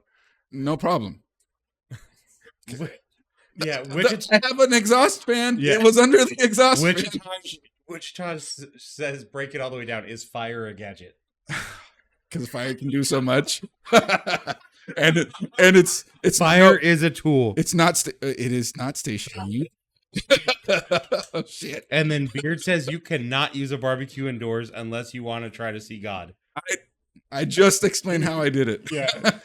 Oh no, it was literally this big, but Yeah. it's still. Well, there's camping barbecue. Yeah. You know what? You know what though? You can buy there are a lot of available gadgets for barbecue. Oh yeah, For yeah, barbecue. yeah. That's for totally sure. barbecue Lowe's, tech. they have it. Barbecue tech is huge. The Lowe's grill section is one of the coolest sections. You know where else? Yes, that section. But you know else where I like to go? That it's not Harbor Freight cheap. Oh, Chris is cheap. Likes to cheap. No. Tractor Supply. I love Tractor Supply. Have you never been to Tractor Supply either? You can get ducks there. Dude, I have not been there What? yet. I've been okay, wanting to okay. check it out. So it's cool. Oh, dude, it's dope. Tractor Supply is great. Yeah, Tractor nice. Supply is like, okay, so if it's the 99-cent store is Harbor Freight. Right. Tractor Home No, Depot's Tractor Walmart. Supply is like it's cool stuff version I of would say Lowe's. equivalent. Yeah, I would say it's equivalent to Lowe's, except for people that are on a farm. You can wash your dogs there. Yeah, you can. They have a they room. sell- They have a room with everything for you can just take. People are lined up, dude. Yeah, and then and you can it's buy ducks, chickens, and then they have a whole outdoor section. So if you want to like build like stuff outdoors, like they have like the metal pools that you would build like a spa with. It's dope, dude. And there's a new stock one tank, coming sir. soon, in Fontana. I'm pretty stoked. Yeah, the closest one to us is just up Van Buren. Van Buren is very big. That's a dumb statement to make, but it's close. I saw a 7-foot metal chicken at Tractor Supply. I did too. I almost bought it. 7 foot metal, and then he would have been like, "I'm gonna put RGB strips inside of it." Yes, is the 7-foot metal chicken a gadget or an appliance? It's stationary. God damn it! This is the best topic we've ever had on GTE. That is literally. It's so It was one word. yeah. One word. Joseph comes in here and goes, so gadgets, let's- go. Wichitaj brought it up like way earlier. You can. I read it and forgot to read it out loud. Is your wife a gadget or an appliance? Shut up. People aren't gadgets. People just. People aren't gadgets. I mean, we're They don't gadgets. plug in. Fleshy Yeah, they gadget. do. God damn it! I just wanted to bring light to the joke. Say Is just. a duck a gadget? No, stop. I was just gonna say, before we started the podcast, I was just gonna tell, our small audience, that before we started, I was telling Chris and Brandon, like, hey guys, keep your expectations down. I think the agenda items are a little- Yeah. they're gonna be low key, and then it turned up we're talking about Yeah. Hardware just for an Freight, hour. Yeah, and, dude, it's awesome. barbecuing inside your house and whatnot. I don't So, care what you're doing. You're going to Harbor Freight with me next time. Hey, I'm down. You'll just be like, why haven't I been here before? It's Even- terrible, and I love it every minute of And it. I really just like, I actually just like, okay, maybe it's just me. I like sometimes if I end up at a place that sells shoes, I like the new shoe smell. Just like you like new Yeah. car smell. But Harbor Freight has that smell too. yeah. Do you know what smell is elite and doesn't get talked about enough? Is new book smell. New book smell. Oh, Yeah. it's such an elite smell. Yeah. Oh, you mean old book smell too. Well, also true. Yeah. Get a $50 hydraulic. You know what I actually need, and that I may end up at Harbor Freight for? A vice.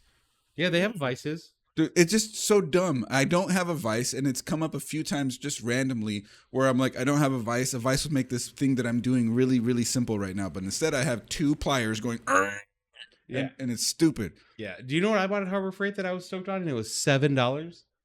What? It's a little tube that you connect to your propane tank, and it comes out, and it's like a 10-foot tube, and then a big metal, what looks like a shower head. Oh, And it's a flamethrower flamethrower. for weeds. and it was $7, and I was terrified to fucking use it because I thought it was just gonna explode. It's still working great, by the way. Yeah, they use stuff like that also for roofing. Like the roof of this patio was applied with like a tar that you have to superheat. Yeah. So they roll it over and then hit it with fire Yeah, to dude, melt the it fire, down. and it's the loudest fucking dude. It scared the shit out of me when it first turned it on. Because first of all, you hear the propane coming out of it. It's not that loud. It's loud, but then you hit it with a lighter, and it fires loud. Well, let me ask you something then. Is that a gadget? Yes, that's a gadget for sure. 100% a gadget. Only one use, unless you want to light people on fire. But definitely mobile. yeah. Oh man, that thing was so dope. Oh, That shouldn't be in California. it's a weapon, not a gadget. Yeah, a Glock. Gadget, appliance. No, none of those. I need to do it. Weapon. What's the difference between a gadget and an appliance? No, oh. Gadget is a small technological device that is often used for entertainment or convenience, while an appliance is a large machine that is used for a specific purpose, such as cooking, cleaning, or cooling. It's cooking said like cocaine. So Siri wants me to know that gadgets are always technological, which I don't think is true because Leatherman is not technological. That's a gadget. Yeah, and it's still a gadget. A flint and stone is a gadget. I have a barbecue tool that it's like a Swiss Army knife, but it has like it's so lame. It's cool. It's so lame. I get tongs. I can flip out tongs, or I can flip out like dad bullshit for not ever having a child. I love it. You dropped your hot pocket. I mean headphones. I know. I never had them on. Oh, okay. I can't mess up this cool ass hair with headphones. Also, why are we using headphones? We're within ear distance. If we were watching monitoring stuff online, I can see headphones being useful, but I need to look the like last couple shows I have. We need to look like a real podcast. I mean, I guess I don't need them, but I like I like hearing myself when we're actually doing. Yeah. It makes sense. I don't do it for streaming. Like I thought about it today because I was like, I got this new poofy hair. It's got to be up, and if I wear headphones, it gets down. I haven't worn headphones probably in the last 3 GTEs, anyways. Like, because we don't watch videos. Like, if we were watching videos on the big screen and stuff, like, yeah, it makes sense. But I'm done with this. Luke Force just asked: smart home appliances when on Wi-Fi, are they gadgets? No, I'm not even gonna answer this. Wait, what's a smart home appliance? Like a fridge with the tablet in it, like a screen. That's an appliance. It's still a fridge. It just has a screen. Yeah. It's just I would say that the screen is the just screen a is the feature gadget. It's a for that appliance. Yeah, it's just a built-in feature. Or like an oven that you can remotely like with an app monitor temperatures inside the oven.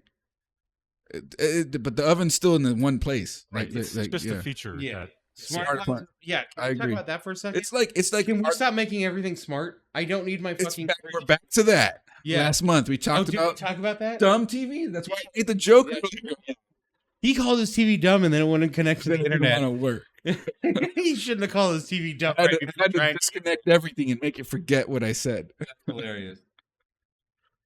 Yeah, just the control an appliance. Notice. Oh, god damn it. Yeah, but I hate smart things. Like sometimes it's useful, but like my wife, god damn it. I'm so broken. We got a new air conditioner for the bedroom last year, and she's like, "Oh, but this one's smart. I can connect it to my smartphone." I'm like, when are you ever going to turn the cooler on from your smartphone? Ever. Thermostat, I understand. But like a window AC unit? No. Never. No. And it was $40 extra. Guess what we got? The smart my one. wife wanted. Well, okay, that's a different thing. That's a different approach. That has nothing to do with anything. Why does your fridge connect to the internet? If it's not playing Doom, it doesn't need to be on the internet. I mean, damn it. There's that pregnancy test that was playing Doom. It did. That was so cool. I think Doom is like one of the coolest things. I don't like the game as a whole, and we were just talking about that today, and we could evolve into that if you want the game movie. Well, okay, let me ask this. So why aren't you wearing your headphones again? Because I can hear you just fine. Speaking of headphones, we also have a topic about gaming headsets. We were going to do that after we finished our first beer. That's cool. We're taking a while. We're gadgets. Are headphones gadgets? No. I don't know. That's a hard question. It's definitely not. You know what? I'm gonna say It's peripheral. A It is a peripheral. peripheral. It's a peripheral. God damn yeah. it, we introduced a new word. Are peripherals gadgets?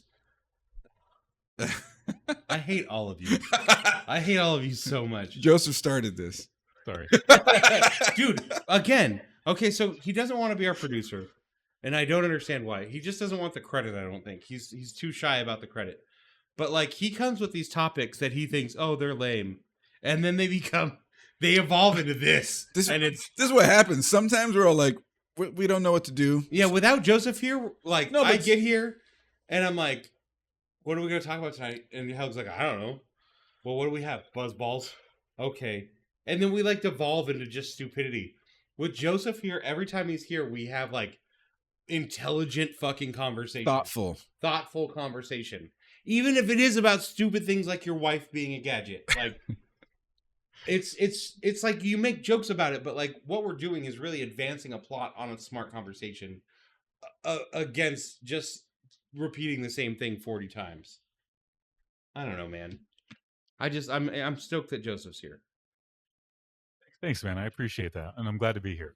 Yep. All right. So, the next topic is, I guess related to the GATS, item that we just talked about. This is one of the things that I've been wanting to talk about with you guys for a while. So I know the three of us. I'm going to guess for the same as for you as well, Brandon. At our primary gaming stations, we use wired headphones and wired microphones. Correct? Not wired headphones. Not wired I headphones. use Okay. wireless. Okay. I'm wired. Well, I have both actually. Okay. So, but I know that when we have LAN parties, like specifically, the LAN parties that Chris will often host, or sometimes we'll have it at Matt's house. I like to use a wireless headset with a built-in Rip Zalman. microphone. What? Nothing. It Rip said Rip Zalman the one time. Yeah, go on. So, I had to finally replace my old Turtle Beach headphones, which I had for many, many years. Loved them. They lasted a really long time, but the headband finally gave out and snapped. Other than What's that, crazy is the headband is what snapped, not the Nothing. cups, the Yeah. electronics inside. The electronics, perfect. the electronics are fine. Yeah, Perfectly fine. It's just the plastic from the wear and tear from Yeah. readjusting the headband. correct. Just finally gave out. So I had to upgrade to a newer headset. I got a Steel Series, I think it's the Arctis 7P Plus. Steel Series is I good. thought you seen our video on the Asus, I have seen that video. and you still like the Steel Series better? Well, I haven't tried that headset. True. I have not tried it. True. So, but here's the thing. Coming from my Turtle Beach to the Steel Series, there's lots of cool things and features I like about the Steel Series over the Turtle Beach, but there surprisingly are still some really cool features about the Turtle Beach headset that are not in the newer, more up-to-date, more modern USB Type-C, Turtle Beach did cool stuff for a little while. Yeah. Turtle Beach was elite for, I would say, Yeah. 8 or 9 years. Like they were the Yeah. forefront. It was like the first brand of gaming headset Yes. that I, came As- across as As you as well, you as well. As I. Yeah, as I. as I. Yeah. No, Turtle Beach did cool stuff for a little bit. It never attracted me as a PC gamer so much, but I was like, how do I make that like their little amp that they did and some other stuff that they did? I'm just like, that's cool. I fully acknowledge that's cool stuff. Yeah. And they made good stuff. But nowadays I just don't put them in that section, in that category. Okay. They just came out with some new Yeah. models, And recently. it's for me, it's just for lack of education on their product. Yeah, sure.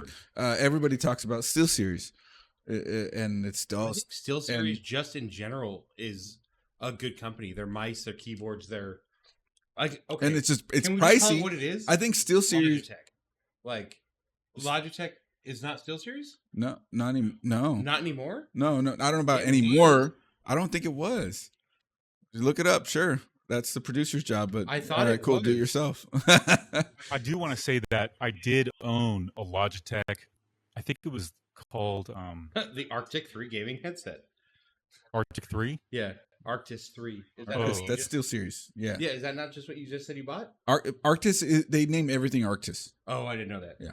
I just thought it was funny 'cause Almost it- No. everything is it Arctis popped this, up. Arctis that. I believe mine is called Arctic, as in Arctic, like cold. like cold. Yeah, like like Antarctica. Let me look. Let me double check. Yeah. You can check your purchase history, huh? So I used to go back and forth between wired headsets, wireless headsets. Logitech probably made the best wireless headset I'd ever owned. I had the World of Warcraft one for a little while too, but it was stupid big. It's like it came off your head this much. It was dumb looking. And I didn't really like it that much. The microphones on wireless headsets have never been great, and that's why I moved away from them. Yeah. But then eventually, certain brands got good microphones on their wireless headsets.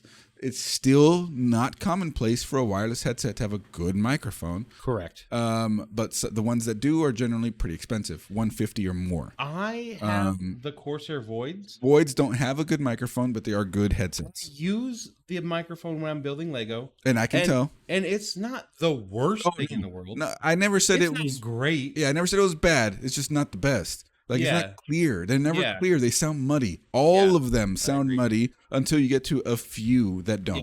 Who was SteelSeries owned by before 2021? I feel like Logitech was SteelSeries. GN Stornor, Danish company, specialized audio products. GN acquired SteelSeries in 2020. So who owned them before 2021? I feel like Logitech owned SteelSeries. No, I don't. They think wouldn't so, have let no, them go because Logitech is in the game before that anyway. They were. Yeah. They were. Logitech's been in the game for a long time. And they're good. And in fact, one of the first gaming headsets I had back in the day was a Logitech gaming headset, which, by the way, did not last nearly as long as my Turtle Beach headset. Yeah. My Turtle Beach headset Logitech bought Blue. They didn't partner with them. They own Blue. My Turtle Beach headset has met the floor, has met the wall, has met my desk, and Turtle Beach stood up. You need a Turtle Beach controller. I do. I don't, though, because I had one that was trash. Oh, no. Trash. But my Corsair Voids met the floor once on accident and almost shattered. Like, they fell off my desk, and, like, it wasn't even in a fit of rage. Corsair has... like, their quality control on their stuff. Yeah, they have a long-term quality issue. Everybody that I know, except for tech, everybody that I know that has owned Corsair headsets has replaced them. Yes, and including me. But to be fair, they sent me out a brand new pair of Corsair Voids, like, for free, and didn't even make me send back my old ones. I said, hey, these are having a problem charging. Can I do what is it, IMS? RMA. Mm-hmm. And they said, yeah, sure. Like, what's your serial number? And I listed it, and then they said, hey, we're sending you out a new pair. Don't worry about sending the old ones back. I was like, okay. Yeah. And they sent me a brand new inbox headphone. I do have to say, their keyboards are probably better quality than their headsets. I really like the Razer keyboard. I know it's lame. You have a Corsair keyboard now, and it's nice. Yeah, I like the Razer Huntsman a lot. The Corsair keyboard that I got was good, and for the price I paid for it is fantastic. It's a little too clicky for me, but I still really dig it. Dude, the Razer, I think I've shared this with you guys maybe like a few podcasts ago. The Razer Black Widow Ultimate was the first version 3 or the first one probably. It might have been the second one, but I believe that was the very first like legit mechanical gaming keyboard I ever bought, which I still have to this day. Yeah. It's just like a backup keyboard, you know, just in case. But yeah, and it was great. It was a fantastic keyboard for the time. Yeah, it's a good keyboard. Good stuff. I'm just Razer, shitty ecosystem, wouldn't wish it on anyone. Oh, fuck IQ. They hate Synapse or Synapse or whatever the fuck it is. Razer. Sorry, I was thinking Corsair. Yes. IQ is just as bad. IQ is just as bad. I haven't used IQ at all. Yeah, good. That's fine. You don't need IQ. But fucking Synapse or whatever is the worst program I've ever put on my computer. I hate it. Like, it doesn't mesh with anything.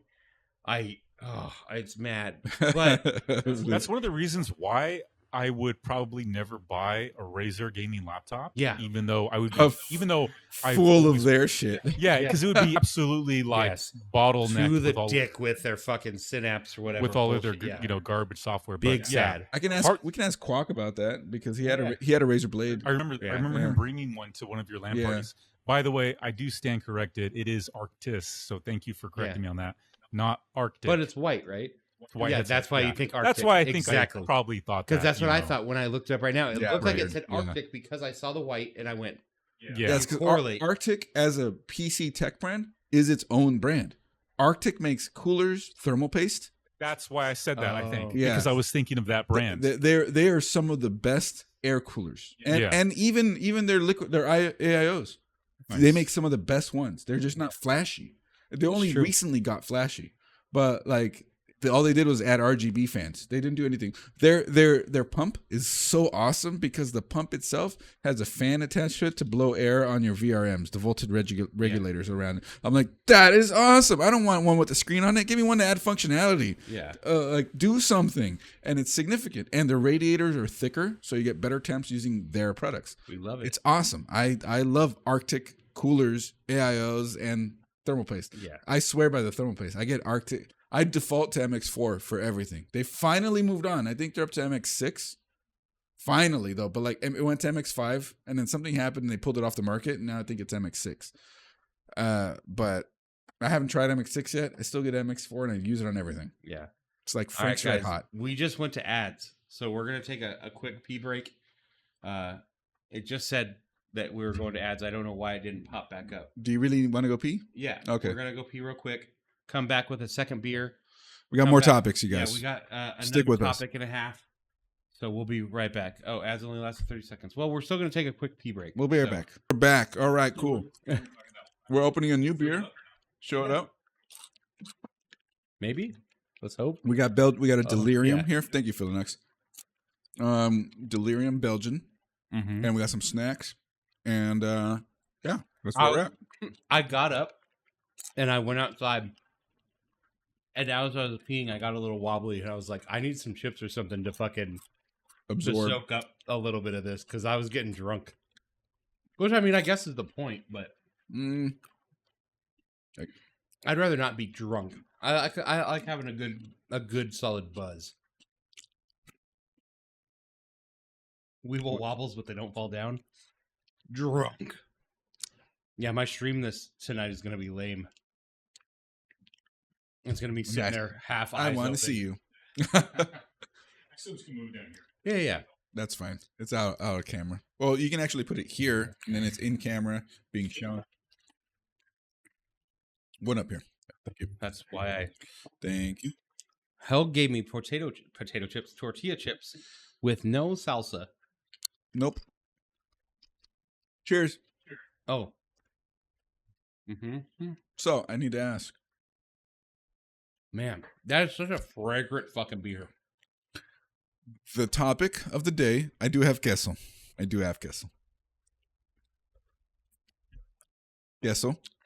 That's cheese in Spanish. Typically melted. And you give me Would that you look. consider queso? If you yell loud enough, Shorty might bring it. Not doing it. Okay. Would I Is consider queso- queso a gadget? Fucking kill me. Is queso only melted canned cheese to you? Or is queso, because you're Hispanic, just cheese in general? Both. Because to me, queso is just melty cheese. Nope. It's the word for cheese. Come on. I understand that. I get it, but to me, it's the word for cheese. For you, it means It it's a only dish. means It's melted. like it's a yes. dish. Yeah, it's a dish. Is queso a dish or a side? Are all sides dishes, but all dishes not sides? Yes. God damn it. I hate everybody so much. Can a taco be a side? No. Taco is always a main. Taco is the elite main. Elite, why? Like, it's the best main food that I could buy ever. Tacos are probably my favorite food. Like, what's your favorite food? Pizza. Is it really? Mhm. Joseph? See how fast I answer that? Oh, I know. Yeah. First of all, Chris, how dare you? Why? Sushi. Mm. Sush, man. The sush. I'm telling you, as much as I love sushi, it's pizza. Because, like, Okay, I'm all right. talking, like, growing up, it was pizza. I'm respect an that. adult now. It's still Sure. pizza. I didn't Okay. eat sushi as a kid. It's true. I do like pizza. But if given the choice, almost 100% of the time, I would choose sushi over pizza. But I would say sushi and tacos An and antidepressant. antidepressants. That was a joke I'm getting at. Is tacos or sushi better for me? We got a sushi and pizza fight happening in chat right now. Yeah. I really think that tacos are better than sushi. It's going to break off until Only because sushi is typically served cold and it hurts my teeth more. But I do just a little bit of halibut nigiri. Is it nigiri? Just the slices with the rice. Just the slices and the rice, Yeah. nothing else. Just fish and rice, just halibut. Sashimi? I think that's just That's the fish. just that's the no fish. no rice. Yeah. That's right, Nigiri. okay. You're right. Yeah. And it's not even halibut that I'm thinking of. You're thinking albacore. Albacore. I could eat easily 100 albacores. Fish is bottom tier. Beard hates fish.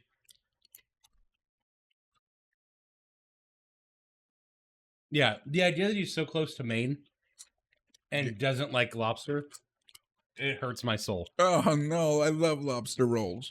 Lobster rolls are elite. Mm-hmm. I've been saying elite a lot. I should probably stop. He's been saying it like 13317. Yeah, elite. I went to get something at lunch at a Jack in the Box. My receipt was $13.37. Yeah. Do you know what's crazy? Do you remember the Pizza Mia deal from Pizza Hut? It was 3 medium, 1 topping pizzas. Mm-hmm. It came out to $16.16. So I knew when I delivered it, I would always get a $3.83 tip. Because they would hand me 20 and say, keep the change. I hated delivering Pizza Mia deals. Anything under, like anything close to 20 is just that. Yeah. Right? Like, there you go. You're like, fuck it. Why couldn't it be $42 pizza Yeah. deal? If you were giving me less than $5, I was kicking your garden gnomes in the head. Not true at all, by the way. Dude, one time I delivered pizza to a Mexican party, and I swear to God, everybody wanted to pay me, and I walked away with that with like $150 extra. Oh, you're like, everybody wanted to pay me. You mean you let everybody pay you? Well, no, I would tell them no, but you know how insistent Yeah. Hispanics are. They're like, no. Here, and I'm like, look, it's been paid for. And they're like, oh. And I was like, dude, after a second, like, you're just not going to say no. Oh. You had the opposite experience as Almond, who got robbed while delivering pizzas. The price of a gallon of gas is the minimum for a tip. I agree with that. That's a good barometer. And then back in those days, he was kicking lawn gnomes for the gallon of gas. Yeah. Yeah. I would, dude. I don't know why anybody bitches about being a pizza guy. I mean, if you get robbed, obviously, that's pretty bad. But I was, dude, on a Good Friday night, I was walking away with like $300, and that was like 2005. Like $300 is a lot of money. Yeah. I was like, I never needed another job in my whole life. I did. Yeah. But yeah, you'd walk away with $300 and then just drink it away and lotto it. Scratchers. Let's go. Oh, I have scratchers. I was supposed to do them on stream, but I forgot we were doing GTE. Oh, Because no. I don't have an overhead camera here. I have an overhead camera over there. So, sorry guys. No gambling on stream today. We can gamble. On stream. Rock, paper, scissors for all the money in my pocket. That will get tacos for only one of us. I don't even think it would get me tacos, to be honest. It'd get you at least 2. If I didn't buy my wife Girl 3? Scout cookies, I would have had $17 in cash. Oh, that would have been enough. It would have been no. $17 is not enough for three people's tacos. If we only ate one each. If we only ate one each. And one quesadilla per person too, probably. $3.69. They're like $3. I guess. And then $2 to $2.50 per taco. Mm. And I'd ask, Tacos are elite. yeah, There is that elite. Dude, the minimum quesadilla Tacos should just have. make me so happy. Like, there's not much Well, that other settles than it. like my wife and touching my wiener. Am I like Publicly happy then. publicly happy? I Yeah. guess. Yeah. Like, I'm just so happy when I have tacos. And same with sushi. Like, if sushi wasn't $80 every time I went, I would be at sushi way more often. The allure of tacos is that it's like $8 and you get all that you could eat. Yeah. So going back to the whole taco versus sushi thing, those are definitely the two different types of foods that my wife and I are actually enthusiastic about. Yes. Like when we go to a nice sushi restaurant and nice atmosphere, good quality sushi, we're both like extra happy and Yeah. excited. That was our thing before she was really Absolutely, yeah. permanently in the picture. Yeah, it's like we would go to It was sushi. sushi. That was an event. That was the thing for us. Yeah, That was like hey, we're gonna get sushi, and like, oh, like super excited, right? But also, Hell yeah, Luke. my wife and I, we get super stoked when I come home with a large pizza, and we're just like super pumped about it. Like good quality pizza, it's a good time. Yeah. So, But okay, But wait, now I lost my train of thought. I didn't. Go, you win. I like- You win. Go. I like good quality pizzas. There's a place in LA called Grimaldi's, Oh, there's one in Vegas too. and it's probably the So best, good. the It's best pizza I've ever So had. good. Sit down restaurant, kind of like BJ's. Easily $40 for a pizza. Easily the best pizza I've ever had. We paid less, I think, for the spot in Vegas that we went to. It's inside a mall over there, the fashion mall. Oh yeah. But But either way, when I was working for FedEx and I was trained to be a hazardous agent, that's real. That's a real thing. I was actually a hazardous goods agent. he needs the beer. But Or they the sent whiskey. me, Sorry. yeah, they sent me to LA to train at LAX, and they gave me $80 a day as a per diem for eating. And so my wife came out because they also financed a hotel for us. So why not make it a little mini vacation? I would work during the day, and then at night we'd fuck around LA, basically on FedEx's dime. But they gave us $80, and we went to Grimaldi's one night, and we ate like kings. It was so, because like girl math, they gave us the $80 to eat with, and then we bought all the booze and it was basically free. Like we paid like $40 out the door, and we were like, "This is the best night of our lives." It was so good. I did that math too for my week of work that happened out in Bishop.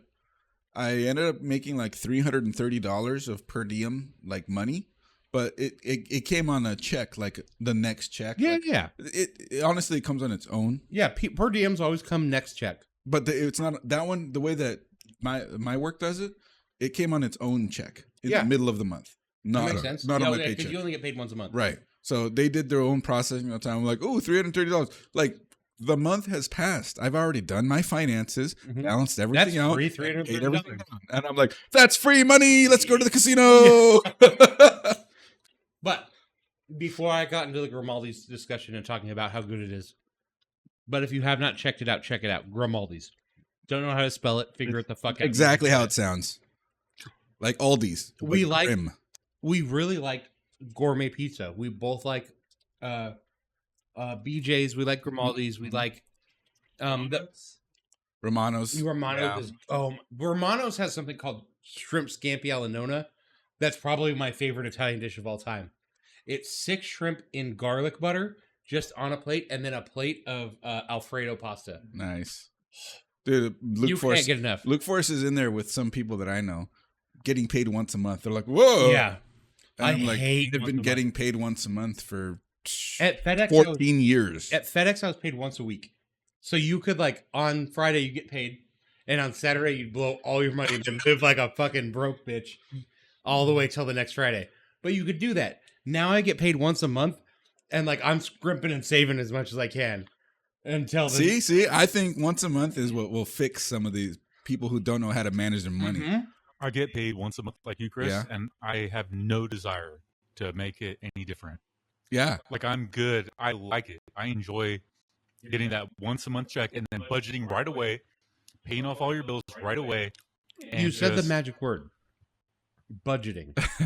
Budgeting is the magic But word. that's what I was saying is that once a month will get the people to start figuring their shit out Yes, instead you of have just to like, budget. oh, I'll just get paid next never week. Fuck budgeted it. before, and now that I only get paid once a month, like you literally have to, because at the first of the month you're like, I have all the money in the world, I could never go broke, and then by the 10th you're like, I have $200. Have fun surviving the rest of the month. Like you got to learn how to budget. Yeah. It's pretty rough, Yeah. but back 4 topics ago. You get excited when your wife brings you expensive pizza or whatever. Like, how do you feel about like shitty Little Caesars pizza? He's chewing right now, guys. I feel fine. I personally feel fine about it. Sometimes a really shitty pizza, it just hits, and I like it a lot. And especially just the maximum convenience of it. Like, I don't want to, like, I don't get my favorite pizza on this side of the bridge. I don't get Pizza Pirates. So if I want Pizza Pirates, it's hours. Like I got to get home from work. I got to change, and then I'm gonna get in my car. I got to drive. I got order it, wait, bring it back. If I want to eat it at home, there's no place to eat it there. No. So I have to come home, and it's 15-20 minutes from there when there's no traffic. And it's just the whole thing. Do they not deliver? They stop at the bridge. Oh, you're right. They will go to Wayne's. Yeah. But they won't come here. I'm a minute away. Yeah. So I worked at Pizza Pirates, and I can tell you what makes it elite. And it's not shitty pizza at all. Elite. I'm saying it on Chris. It's his word now. It's like the ramen pizza. I agree. Yeah. But Pizza Pirates is good because they make their dough every day. They get a fresh delivery of veggies and toppings every 2 days. And they're cutting and chopping and prepping all of that every 2 days. So you're getting really, really fresh ingredients every time you order Pizza Pirates. And that's why it's so good. Beard said the Barstool Sports guy ruined his pizza place. Yes. He was so angry. So I don't want to dox Beard, but he lives in a place on the East Coast. And Dave Portnoy came and rated the place 9 out of 10 or 8 out of 10.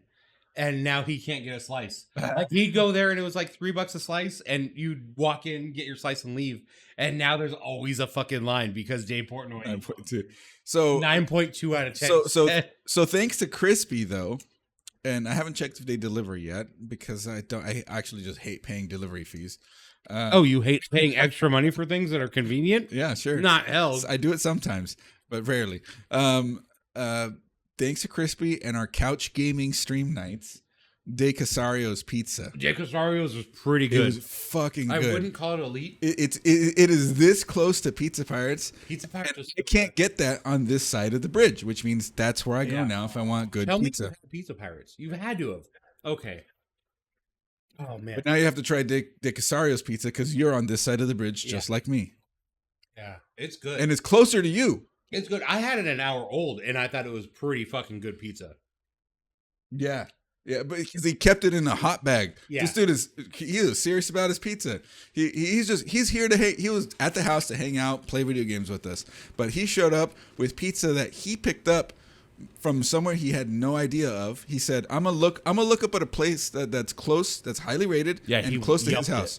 And then he went there, picked up the pizza, put it in one of those hot bags that pizza delivery people guys have, and then waited for everybody to get to the party before opening the hot bag, and the pizza was still hot. Yeah. And it was good. Dude, can we talk about that tech from Domino's that they had? I don't even know if you guys would know about this. They had a bag, and I stole one from when I worked at Domino's. It was a blue bag, and on the bottom there was a plate, and you would put it on a little heat device in the shop, and it would keep the bag hot for an hour and 40 minutes. So that bag was always hot. It was so cool. I didn't know that. Like, why do we have pizza bag tech? Is it like a hot stone? Kinda. Yeah. Yeah. That's cool. Luke Forsaker, I live in a large enough city that anything I want is minutes away. We do too. I know, we're close enough to it. But like minutes away from me is like, I have to go to like where Harvest is for De Casario's pizza. And I'm like, that's just a little farther than I like. What I'm mad about? So I live in a little sect of Riverside that's called something that I'm not going to mention on stream. I'm sure if you know me, you know where it is. But we just had a whole new bevy of shops open right next to me. Mm-hmm. But I'm mad because it's an In-N-Out, it's a Raising Cane's, it's a DeCampero. It's all the traffic. It's all this. Yeah, and a Starbucks and a Chipotle. Like, it's all the stuff that we already had. Give local business a fucking chance and give me some good local bullshit. Like, I love In-N-Out. Don't get me wrong. Elite hamburgers. Love it. But, like, can we get, like, a Gus Jr. is not even a good a good What you're barometer. saying, Brent, I think I know what you're saying. You're saying, give me something that is unique, Yes. one of a kind, Yes. and can only be found in Riverside. Correct. Bakers. Yeah. Bakers. Oh. Bakers. Bakers is so good. Bakers. Actually, I'm just gonna say it. That sounds kind of good right now. Bakers? Yeah. I mean, there's In and Out that's close, so but they will be open. Yeah, Bakers is so good though. but Bakers But yeah. I was talking to Rec about this the other day. Dentist. Yeah, he's a 1 out of 10 dentist. Like, because 9 out of 10 dentists approve this toothpaste. Oh. Yeah. Baker's is good, and it's one of the best fast foods we have. It was the first twin kitchen in California. Fun fact. Nice, yes. Mexican and American. Mexican. Just American. They like had a me. grill and a fire pit. Brandon over here spitting facts. Yeah, because I love Baker's. Yeah. But the thing that I like Baker's more than anything is their habanero ketchup. The spicy ketchup. It's the best thing on the fucking thing. Like, Mhm. Yeah. The spicy ketchup. dude, it hits on any dish I've had it on. Yeah. And every time I order Baker's, I order like as much as the apple let me. Or when I go, I get handfuls. I go to the window, drive through, and I'm just like, can I get extra spicy ketchup, like a lot? And then they give me like a handful, and I'm like, I want one bag per fry, bitch. Yeah. Dude, and I put it on chicken. I put it on ramen. I put it on pizza. That habanero ketchup is so fucking good. Yeah, it hits so hard. Hot dogs, dude. On hot dogs, Yes. dude. Man, can we talk about hot dogs? Okay, sauce. Yes. I love Arby's. Okay, but Okay. here's the hot dogs. Okay. I like Arby's sauce. Arby's sauce is good. I think their horsey sauce is much better. It took me a while to warm up to the horsey sauce, but now I have to have it on everything. Oh, dude, the horsey sauce at I Arby's have to have is both. Yeah. I cannot have one or the other now. It's like, But I also like the barbecue sauce. Mm, It's good. It's a good barbecue. I'm not a barbecue fan, so Oh, okay. Well, I guess that's true. But horsey sauce on literally fucking everything. yeah, you have to get the smokehouse brisket loaded with horsey sauce and Arby's sauce, and that's the best thing they have there. No. Don't if you're gonna mention the mountain or the meat mountain. That's what I got last time I was there. It is one of the best fast food sandwiches I've ever had. Have you ever had that? I can't imagine. It's off menu. It's not It's there. off menu. It's everything they make in one thing. Yes, it's every meat they offer on one sandwich. Oh my god.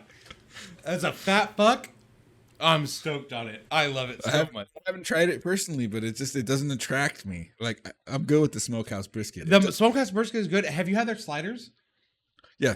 Their sliders are good. They also make a pizza slider. Nothing else pizza even related in the restaurant, but they make a pizza slider, and it's so good. Arby's is trash, and I love No, every it's not. second of Shut it. up. I've never agreed with all the Arby's jokes. Simpsons offended me when they made that joke. Did And they now, make that joke? yeah, when they got stranded on the island and it was like Swiss Family Robinson joke, and the bus, Otto drove the bus into the water and then he bailed and then I guess got eaten or something. Something happened and when he left and everybody Three House of Horrors? It had to be. No, it was just maybe it was an episode where that happened and then everybody was talking about how hungry they were and then the kids, the twins. Yeah. They were like, I'm so hungry, I could even eat Arby's right now. Oh no! And I'm like, what is with this slander? Slander. What would you rate Arby's out of 10? Honestly, I've only had Arby's one time. Whatever? Ever. Dude, we're going to Harbor Dude. Freight Arby's tomorrow. Dude, Hardware Freight and Arby's. Harbor Dude, Freight. So yeah, Yeah. Harbor. Okay, Yep. By the sea. Mhm. Yeah. Okay, Harbor. My wife loves Arby's. She's always raving about it to me. I knew I liked your She wife was more like- than I liked you. She was like, We're going to have a day that Luke Force calls it. We're going to call it Harby's Freight. Arby's Freight. Nice. No, I've only had it one time, and it was like one time when my wife brought it home, so it wasn't fresh. It was just Ah. wet meat. Wet. It's just wet. Yeah. The bun's really good. Yeah. Yeah. Soggy. If you don't eat bun. it at the restaurant, the Yeah. bun is the wettest bun of all fast food. It gets kind of gross. I do have good news for you. If you do end up going to both Arby's or Harbor Freight or both with one, if or none of us. with sushi at the end. Well, I'm getting to the food part. Okay. In that direction, I found a new favorite Greek spot. Oh. Yep, it's called Greek Street Grill, Okay. and I'll just say the area. It's La Sierra. Sure. So, and the Harbor Freight that's near here is over there. It used to be a roller rink. Mhm. Are any of these places remotely close to a micro center? No. Micro Center, the only one I know of, is in Upton. Austin, yeah. Yes. Chris and I have been there. Oh, we went there. What? I haven't been there with you. No? I don't think so. Micro Center is elite. I've only. Sorry, I'm thinking of our IKEA trip. Yeah. That's what I'm thinking of. Yeah. So no, we have IKEA not good. been Yes. Micro Center IKEA yet. great. But Micro Center a little less. I'm not okay. Micro Center is cool. I'm not the hugest fan. Micro Center? Yeah. Oh, I love it. They have tons of cool stuff. I just love it. But- oh no, you know what? Micro Center is fine. You're right. I've done the thing where it's like, Fry's. yeah. Fry's was the Fry's. place. Yeah. For me, yeah, fries. My question, and it goes back to the Costco thing. When you go to IKEA, how many times have you been to IKEA? I'll respond to that in a second, Philonux. Handful of times. Fries was but- like Walmart. Yeah. Handful. handful. When I go, Chris and I have been twice Yeah. together together. for my desk. Wow. He helped me with the He needed my truck. Yeah. Yeah. We fit a desk in the back. Thank you, by the way. You're welcome. Remind me to show you the picture of the desk that I put in our car. It's like one of those trips was brewery and lunch. It was That's good. a good. That's great. Yeah. Okay, so then my question's kind of irrelevant. Every time I go to IKEA, I have to get a hot dog and meatballs every single time. I haven't eaten at IKEA yet. Yeah, see, No. and I was gonna ask if you've had the IKEA food because I really I dig have, it. and it's really good. It's Yeah, super good. Horse their meat food- meatballs are And I generally will pick up like some chocolates or Yes. some sort of dessert. Yeah. So No. Philonix said, then your micro centers are lacking. Micro center is Mecca. It is Mecca, and they are life saving. But the thing for me is that anytime I've ever wanted to build stuff, I could always just find a web shop and order it, and not have to drive 45 minutes to an Yeah. hour to Micro Center. Micro Center is That- always an hour and 10 minutes Yeah, at but- least. And so to me, it's just like, I haven't needed it. And then I accidentally killed a computer.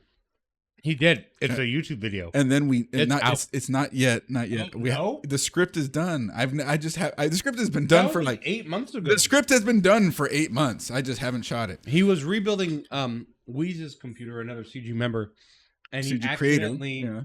Yeah, oh yeah, he's a CG creator. He's not even a member. He's like the god.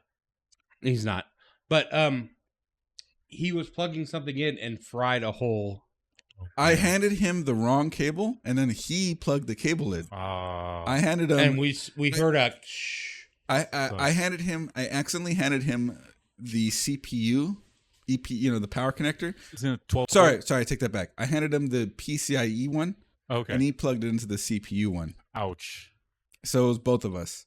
But Yeah. realistically, it's all me. But 'Cause we heard. he just does what he does, Yeah. and I'm the one with the knowledge. Yeah, Sure. So it's on me. Yeah, I get it. but we heard this, and then we smelt it, Mhm. and then it wouldn't boot. And lots of clicks. So you Lots of dealt clicks. Yeah. it. I'm just kidding. And so that's when Micro Center came in clutch, because Yeah. his computer is mission critical. His life right. revolves your, around it. Your income. So we depends on it. drove over to Micro Center, and we bought everything we needed. We drove back, and then they left, and I finished building it. I mean, we built most of it while we were here. I was up till 2 a.m. that night.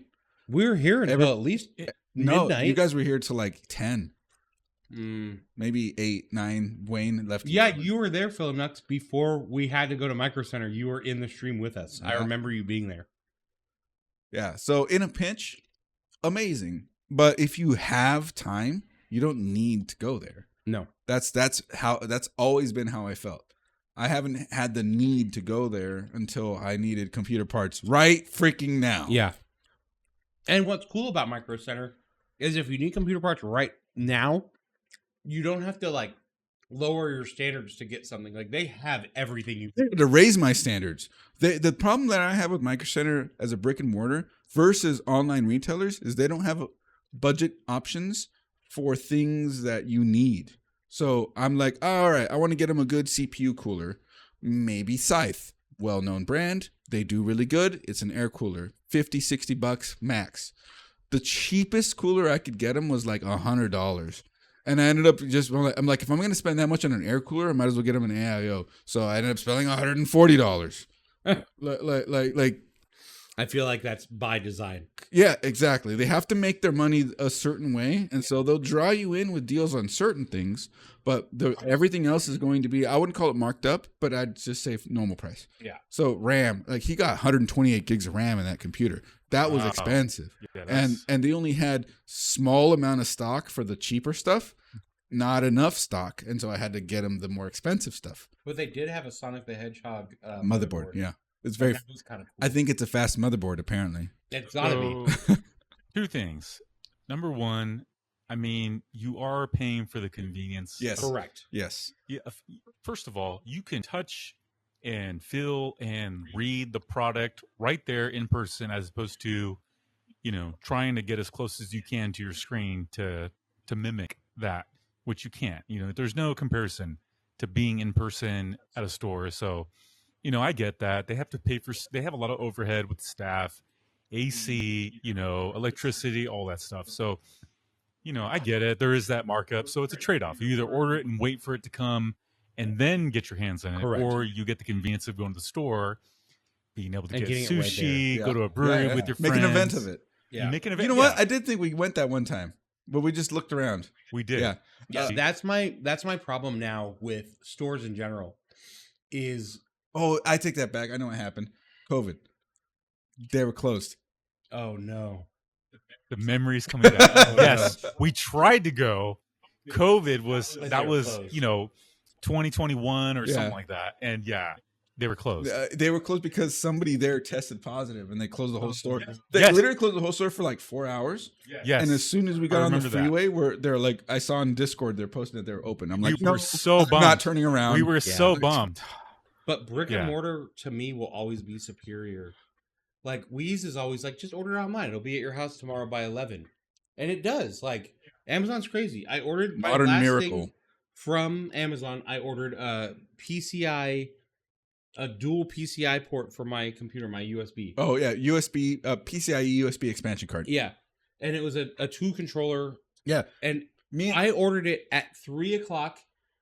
No, me and him were on Amazon at like 1 a.m. He loaded up USB TreeView to look up his controllers, and I'm like, "Oh shit, you only have one control. Like the whole video idea won't work."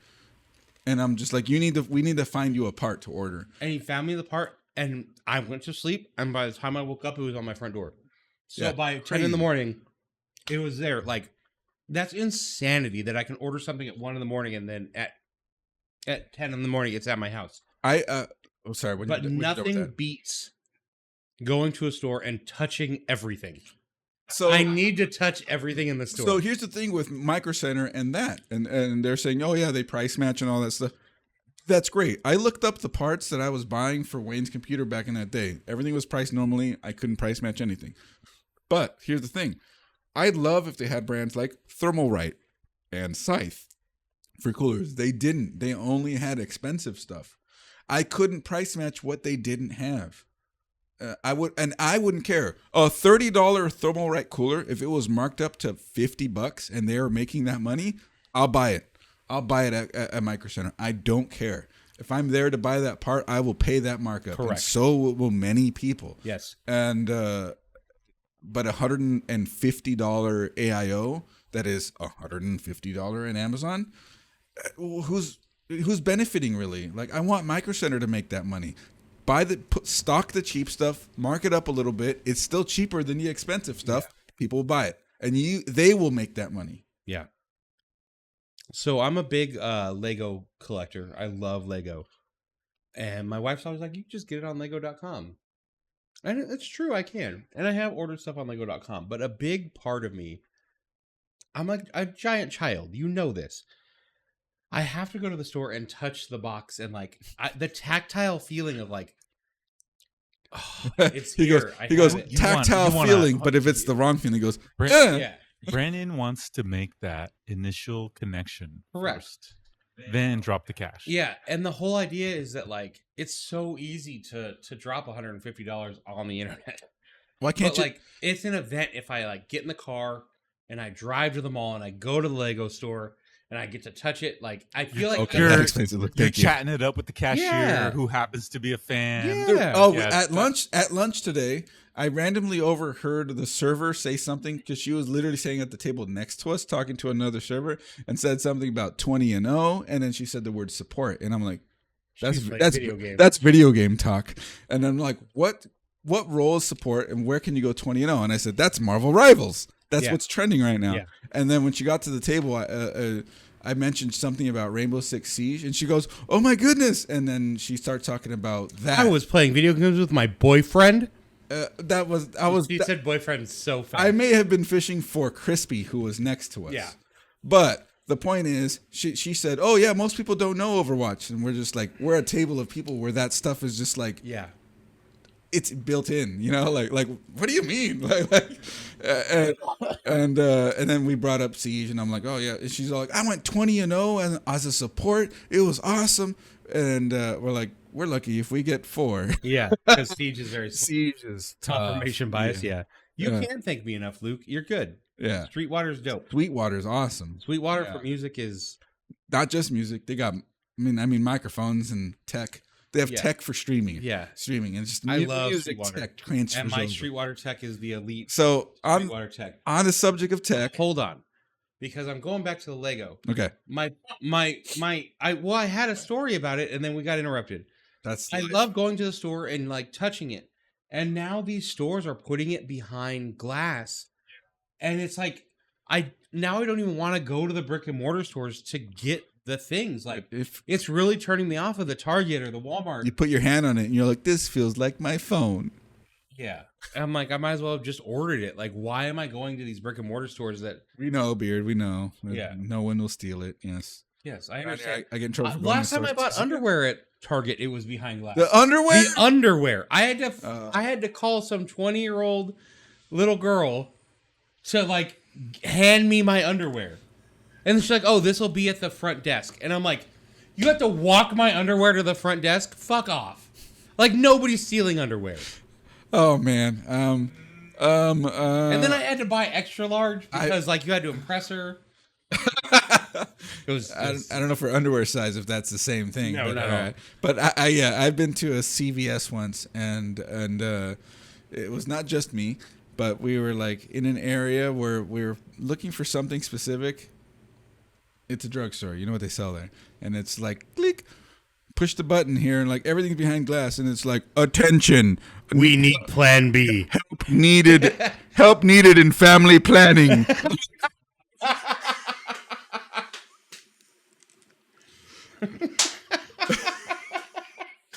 We need the dildos on aisle 7 unlocked, please. Yeah, it's always a big pain in the ass. Look, I always said that if you're not man enough to buy the condoms, then you're not man enough to use the condoms. God damn it. Getting back on track.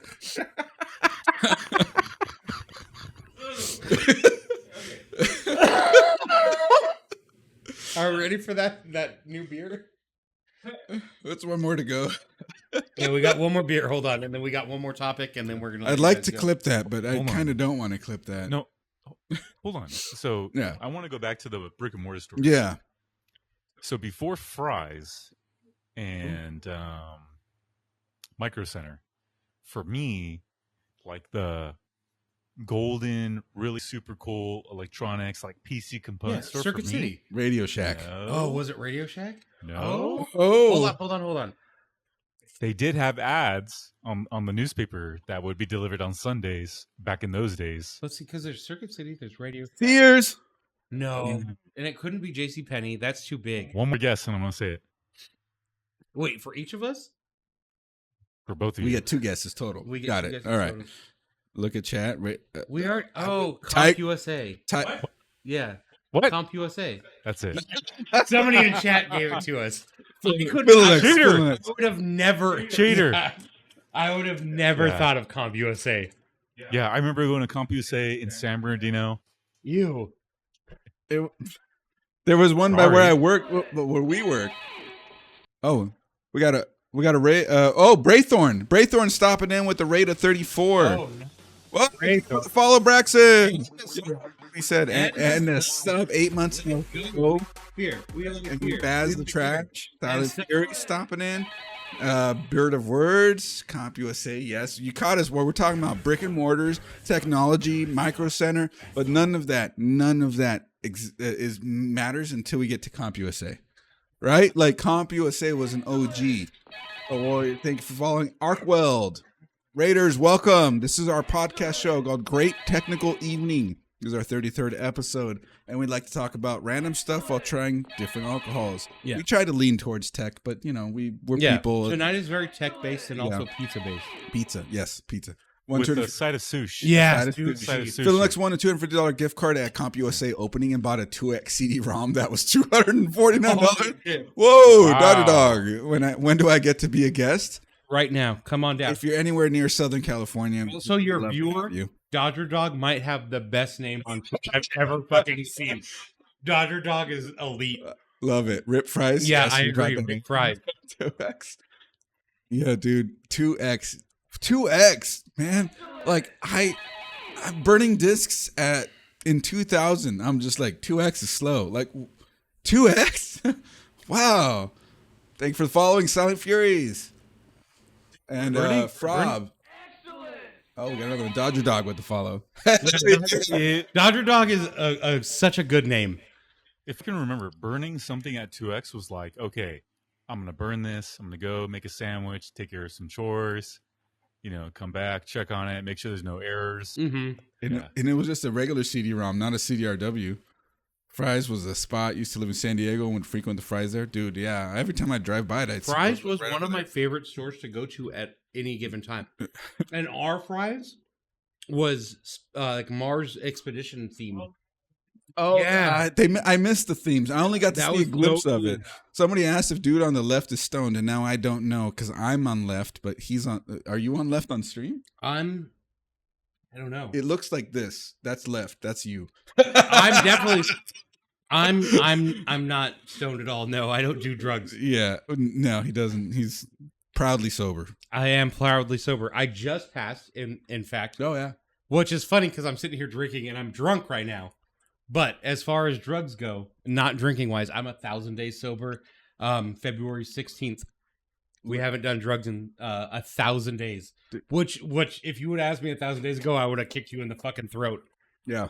Congrats. That's awesome. Drunk is fine, says Beard. Yeah.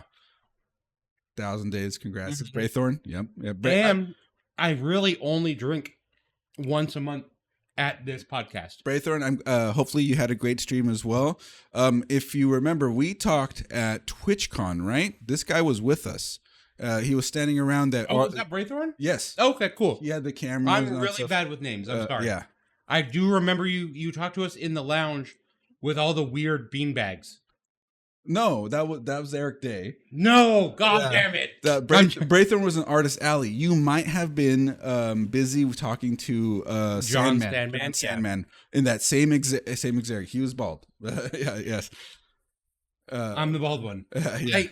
But we were all there. The whole crew was there. Okay. TwitchCon was crazy good. So time. TwitchCon did this thing a couple years ago where Two they were in CRs. Vegas. Still have them too. And when I'm in Vegas, I don't sleep very much. So like I would do TwitchCon during the day and then gamble all night and then go to TwitchCon all day.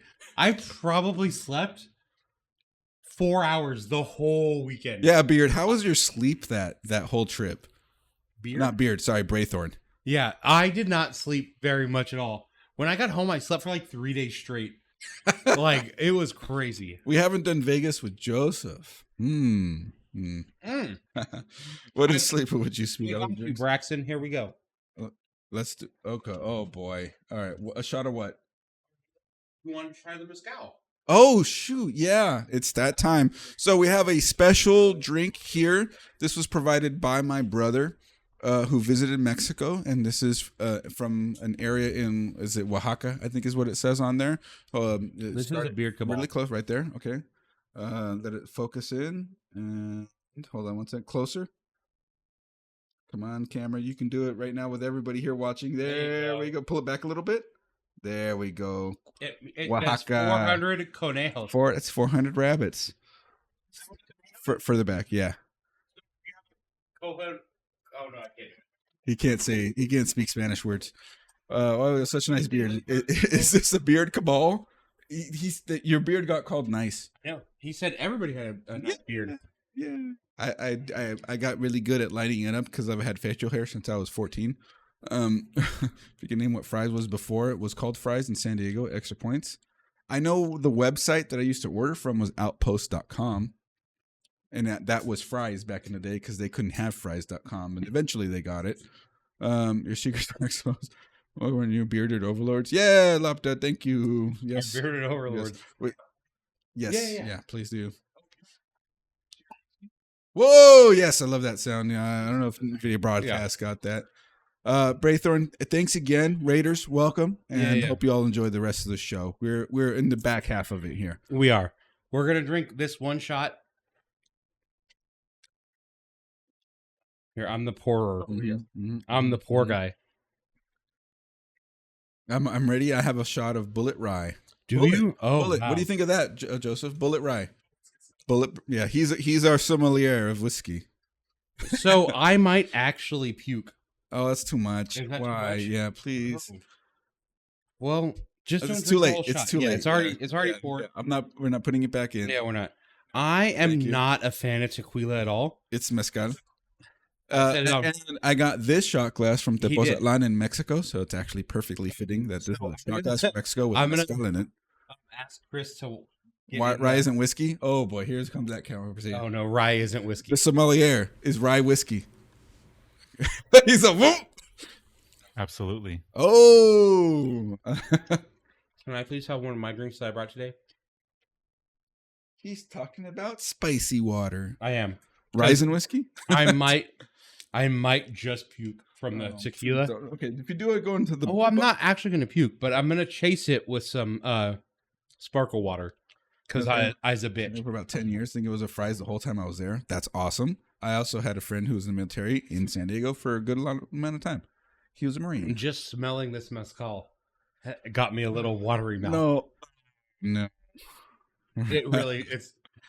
You only got to get sick on tequila once to not. Sorry, Beard. The Jaeger's all gone. I think we finished it.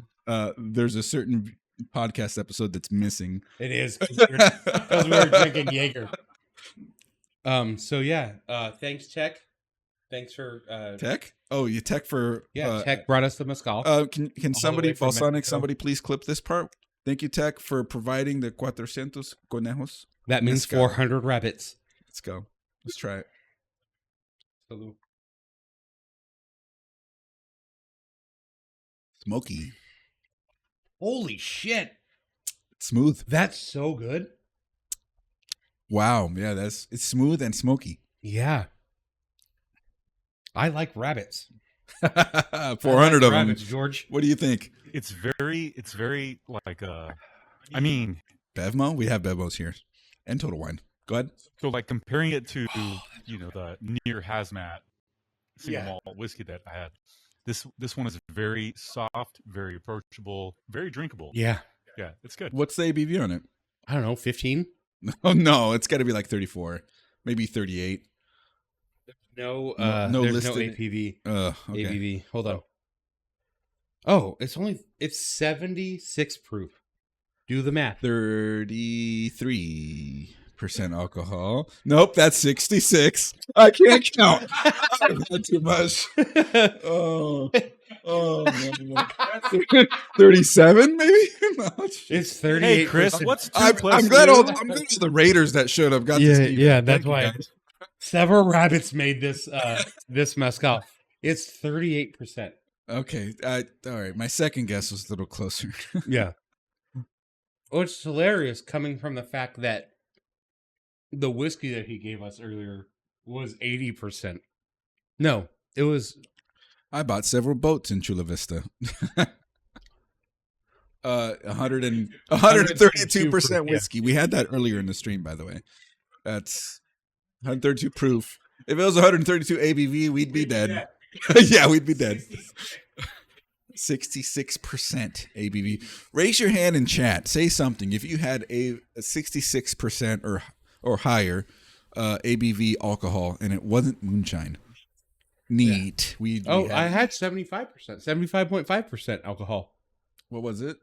Bacardi 151. We Yeah. talked about that. All right. Braxton with the sub. Thank you, sir. 151. Thanks. Yeah, there. We've all been to that phase in our life. Yeah. 151 was my favorite drink for a long time. And I don't know how I still have either an esophagus or kidneys, because that stuff is just straight poison. Raiders once again. Yeah, I guess kidneys, yeah. Raiders once again, welcome. We do the podcast show like this once a month. This guy right here streams every night. We can talk about this kind of stuff with him. 7:30 or 8 o'clock. As _agent, let me give a shout out. And first for Braythorn. Jaeger, I feel like, is like 45%. Did that work? Every night? Holy crap. Yeah, dude, let me shout him out. Yeah. We've been streaming every single night for 770. And by you passed 777 days just a few days ago. I did, and I wanted to go. You want to go game? Okay, so I mentioned that I was 1,000 days sober. I passed that milestone on February 16th, which also had to be on the 777th day streaming in a row. And I told him, I've streamed for 777 days in a row, and I've been 1,000 days sober. We got to go to the casino right now. He wouldn't go. It was during the week. He wouldn't go. I would have won like at least $40. Never mind the fact that I actually work 5 minutes away from the casino. Like my job is literally is over there by Yamava. It's over there. Jaeger's 35 proof. 35% classic and indie games. That's what this guy does. He plays indie games, groovy games, whatever happens to be game of the night. Right now it's Dark Souls. I just beat Dark Souls 2 last night. Okay. So sorry for projecting my weed high onto you guys. That's good. It's all good, dude. Don't even. No, you're good.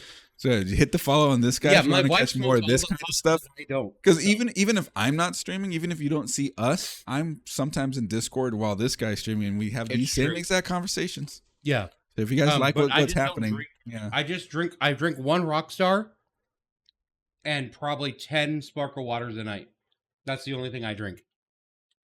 It's not bad. And then mostly my wife comes and brings me dinner on stream and we eat on stream. I'm trying to do the shout out for Braythorn too. Thank you for the raid, by the way, Braythorn. I hope you're enjoying the shenanigans that are happening here. Braythorn, by the way, for all of the CG and has agent community, he does a lot of content revolving around pre-built computers.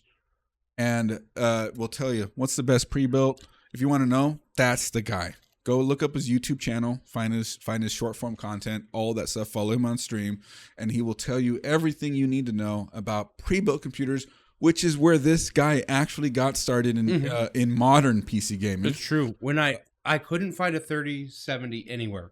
He wanted just a GPU. I just wanted a GPU to upgrade my computer, and I couldn't find it anywhere.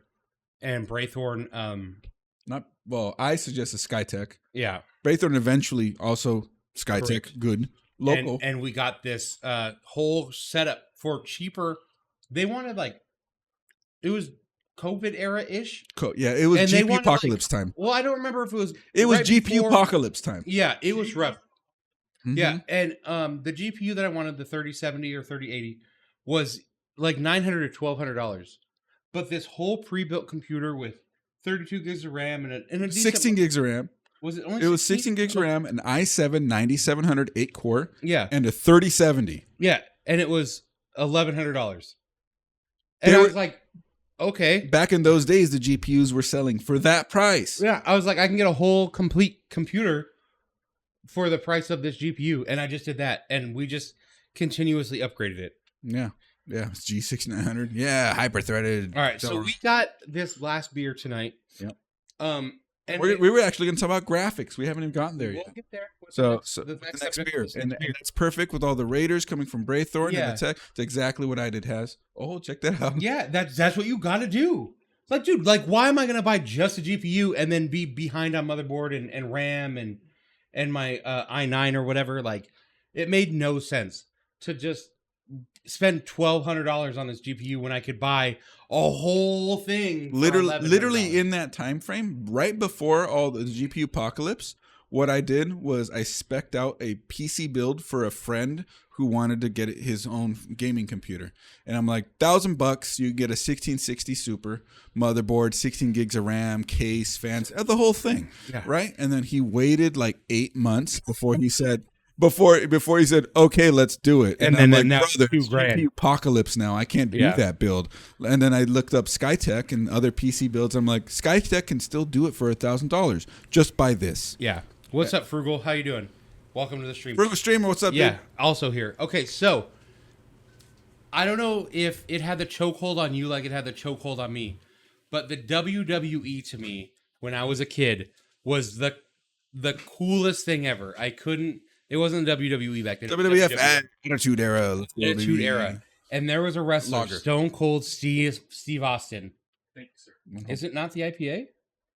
It's an IPA. Oh, sorry, IPA. And Stone Cold Steve Austin was there. Why didn't he have his own beer then? Hold it back a little bit. Right there. So this is from El Segundo Brewing, and it's the Stone Cold Steve Austin's Broken Skull 316 IPA. And I've been wanting to try this for a little bit. I follow that dude on Instagram, and he has a little cat named Poncho that I think is the coolest thing ever. And Steve Austin might be a dick. I don't know. He might be a piece of shit. Seems like he's a cool guy He's so far. fine. Yeah. But he has a cat named Poncho, and I bought these in for Poncho because I love Poncho on the internet. So we're gonna try these. You can't market beer to kids. You can. So this is the Wasn't that a really big criticism of cigarettes back in the day? yes. And now it's vaping. I love vaping and cigarettes. This is the thinnest IPA I've ever poured. It smells good though. It looks like a lager though. It does. literally looks like a. Yeah, it literally smells looks like a an Bud IPA, Light. but it looks like. Yeah. Wow. I personally, if you asked me if Stone Cold was into IPAs, I would be like, hell No.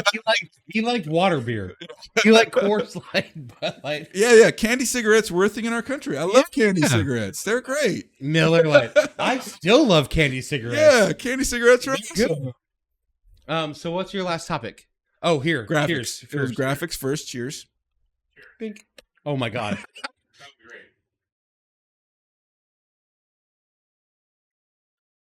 I actually like that. Dude, it's light. It's light like a lager, but it tastes like an IPA. I dig that. The finish is a little watery. It is. But the front of it is actually like almost like the cold IPA from Mars. Oh, the It cold starts, IPA. Yeah. It starts there. Fuck but, Mars. but it shut up. but it ends soft. Mm-hmm. Put it that way. Yeah. It really tastes like not bad. It feels like a lager, but tastes like an IPA. It reminds me of definitely like a summertime, like on a boat, just trying to easy Like go. a Langenkuhlens? What's that called? Leinenkugel. Leinenkugels. Yeah, Leinenkugel. Leinenkugels. there you go. So sublimely self-righteous with an IPA from Stone. Oh, Stone. Stone. I wish they didn't go down such a bad route. Go on. Go on, The Joseph. last topic. Yes. So this is one of the things I figured out playing some of the games that are very, impressive in terms of graphics and visuals and just the artistic presentation that certain games can deliver. I rate how great a game looks based on how often I enter photo mode. So like a lot of games have photo mode where you can stop the game, you can customize the field of view, take a picture. I'm very terrible about that. I just take screenshots and I go, oh, there's photo mode afterwards. Okay. I all don't right. think I've ever used photo mode except for Spider-Man 2. Okay. So other than that, I don't think I've ever used it. Go on. Yeah, Okay. go on. So anyway, I recently found a game where I just kept constantly going into photo mode because I could not help myself but just stop and appreciate the high quality level of graphics and detail that was presented. So is there a game that you guys can think of that you've recently played or maybe in the past that you've played that the graphics were just that impressive to you that you would constantly pause or stop or go into photo mode just to take it in and just to appreciate, the amount of detail and graphics that was delivered in the game that you're playing. No. Yes. Okay, you got to realize, I predominantly stream indie games. So a lot of mine are 8, 16, 32-bit, top-down, Binding of Isaac, Ninja Turtles, Hades. I mean, I did play Elden Ring and Dark Souls for a bit, but Elden Ring was a beautiful game. Philonex, I'm with you. Philonex, I'm with you. For me, it's Cyberpunk. Okay. Yeah, there's just some like you can go walk. You get a cool ass car. You walk your character up in front of it, and then you fucking do rap pose. Let's go rap pose, and then you take your screenshot. It's awesome.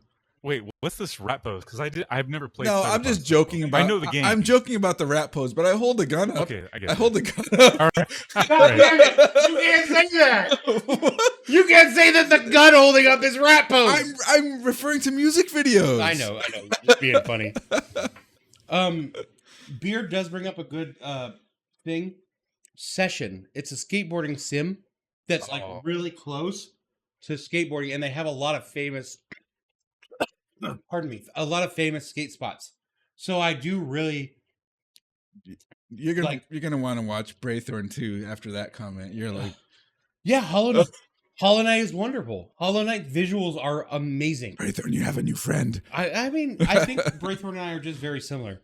I wish they would come out with Silksong a little bit faster than they have. I'm sad that it still isn't a thing. But, fuck. Team Cherry's kind of a piece of shit. What can we say? Great. But yeah, Session, the skateboarding sim, is such a beautiful looking game. And you can really get some good visuals in that game. I've never used photo mode in it, but I do screenshot it quite a lot. So obviously there's something there. Yeah? Yeah, I mean, I'm not saying that you have to use photo mode to appreciate, the graphics and the presentation and the artistic delivery that's being made in the game. The fact of the matter is that you're taking a screenshot to appreciate the presentation of it. Frugal Streamer says Battlefield 5. Oh, okay. Dude. Nice, Yeah, that was a good graphic game. Yeah.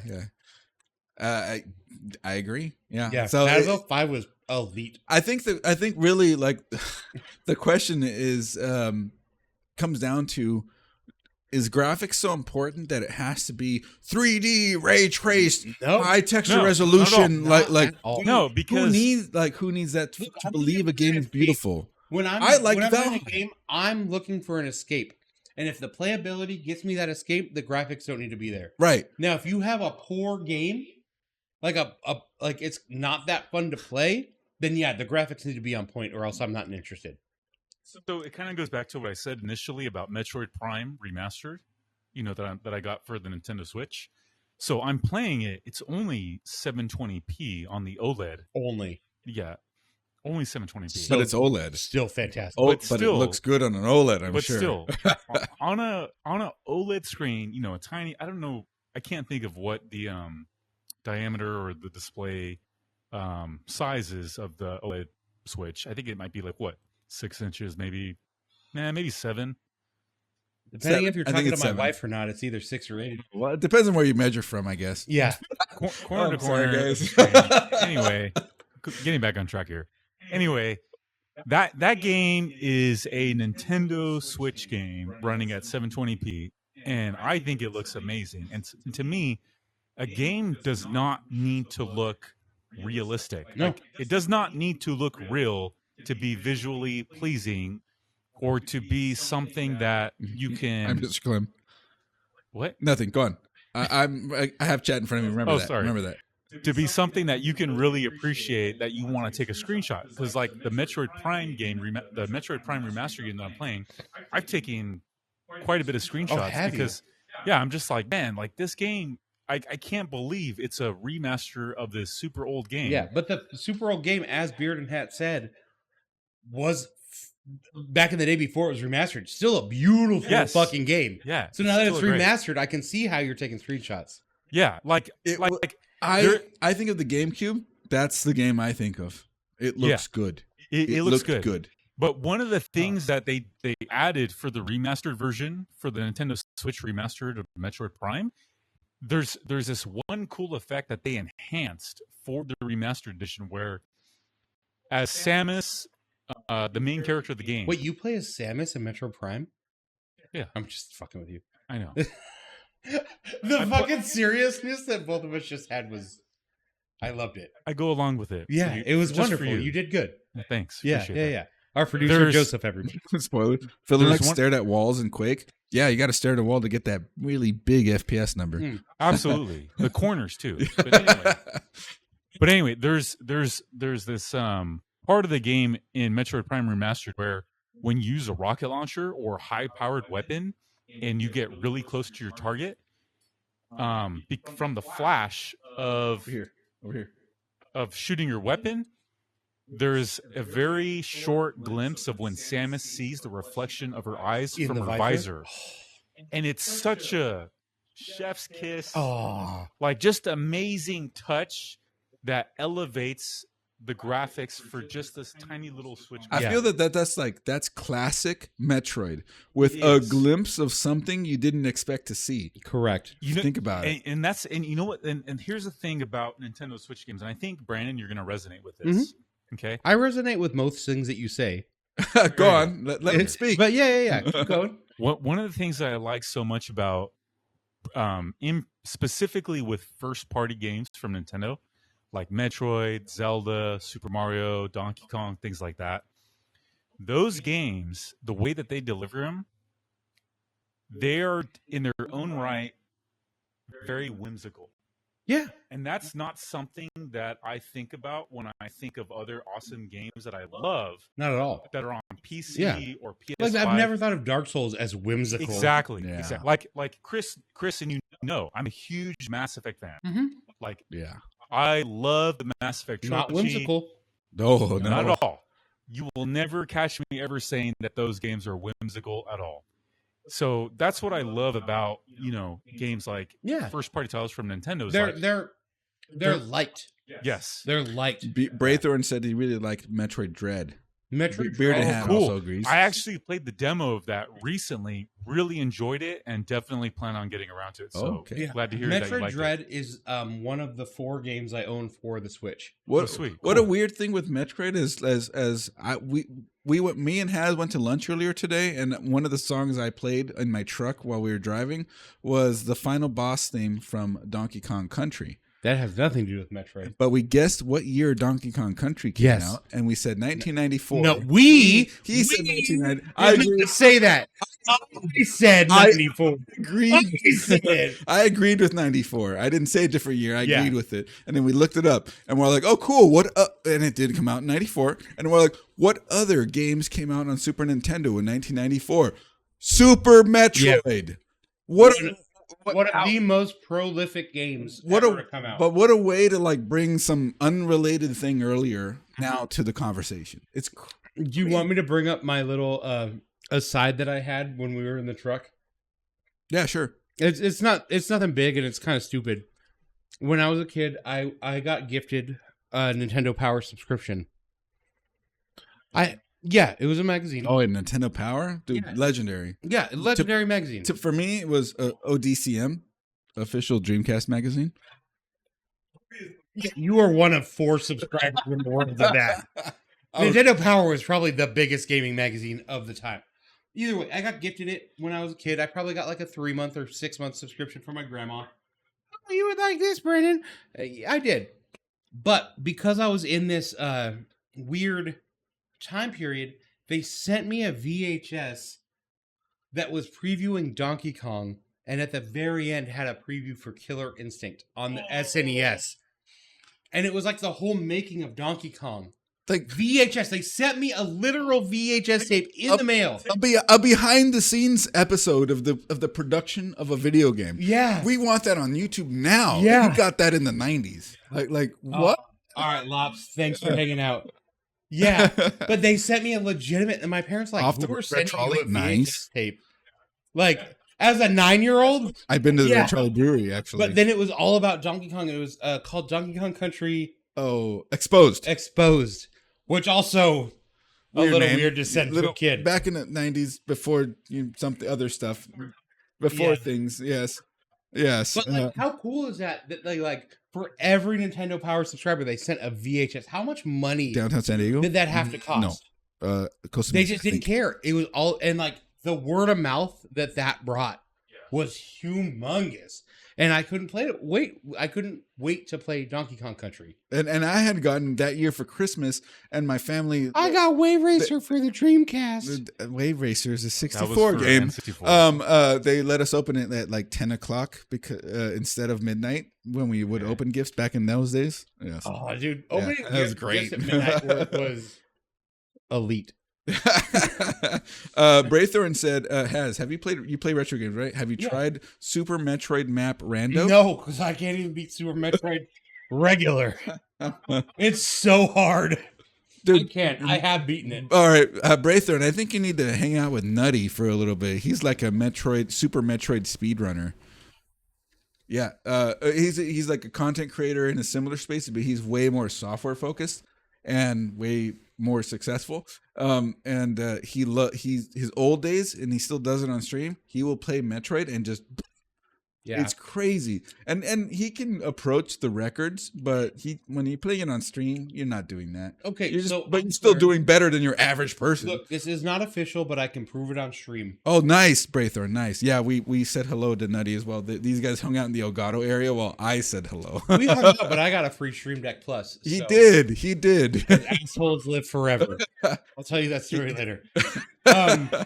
But hey, thank you for the follow, Mr. Clem. we have a friend named Mr. Ryu Dragon, Whoa, Australian, and nice. he's really good at Metroid. He said he could beat me at Metroid. Then And I was like, yeah, you definitely can. we've been wanting him to challenge Peter, formerly of At EVGA, Mega Man X. now Mired Media. I think it would be amazing, and he does his friends pop ups. Yeah. But like, we don't want a friends pop up. We want Brandon versus Peter. Yeah. Like Peter knows me enough to the point where he knows who I am, but doesn't know me. right, but he knows me to the point where he was playing Dead Space, and then he saw a guy who was balding and bearded and said, "Hey, it's Coalition." So with Mega Man X, though, I learned because I looked up because there's this website called speedrun.net, and it's what everybody uses as a barometer as speedruns. And I could beat Mega Man X in about an hour and a half on a good day, which puts me in the 500th in the world. You beat it faster than that on my little handheld while we were building a computer. So I'm 500 in the world at Mega Man X, unofficial, obviously. We can do it officially on my stream and see how actual fast I am. But on his handheld while he was building Wayne's computer, I beat it before he could install the computer. No, you beat it. For me, it felt like you beat it in 17 minutes. No. It was easily over an hour. It felt shorter than that. But yeah, all right, sure. It was 2 weeks, Beard. Thanks for stopping by, Frob. Yeah. I did it in 2 weeks. I played every single Mega Man X game that was available to me. I played Mega Man X through 1 through 8, and then I played Mega Man regular 1 through 11 on stream.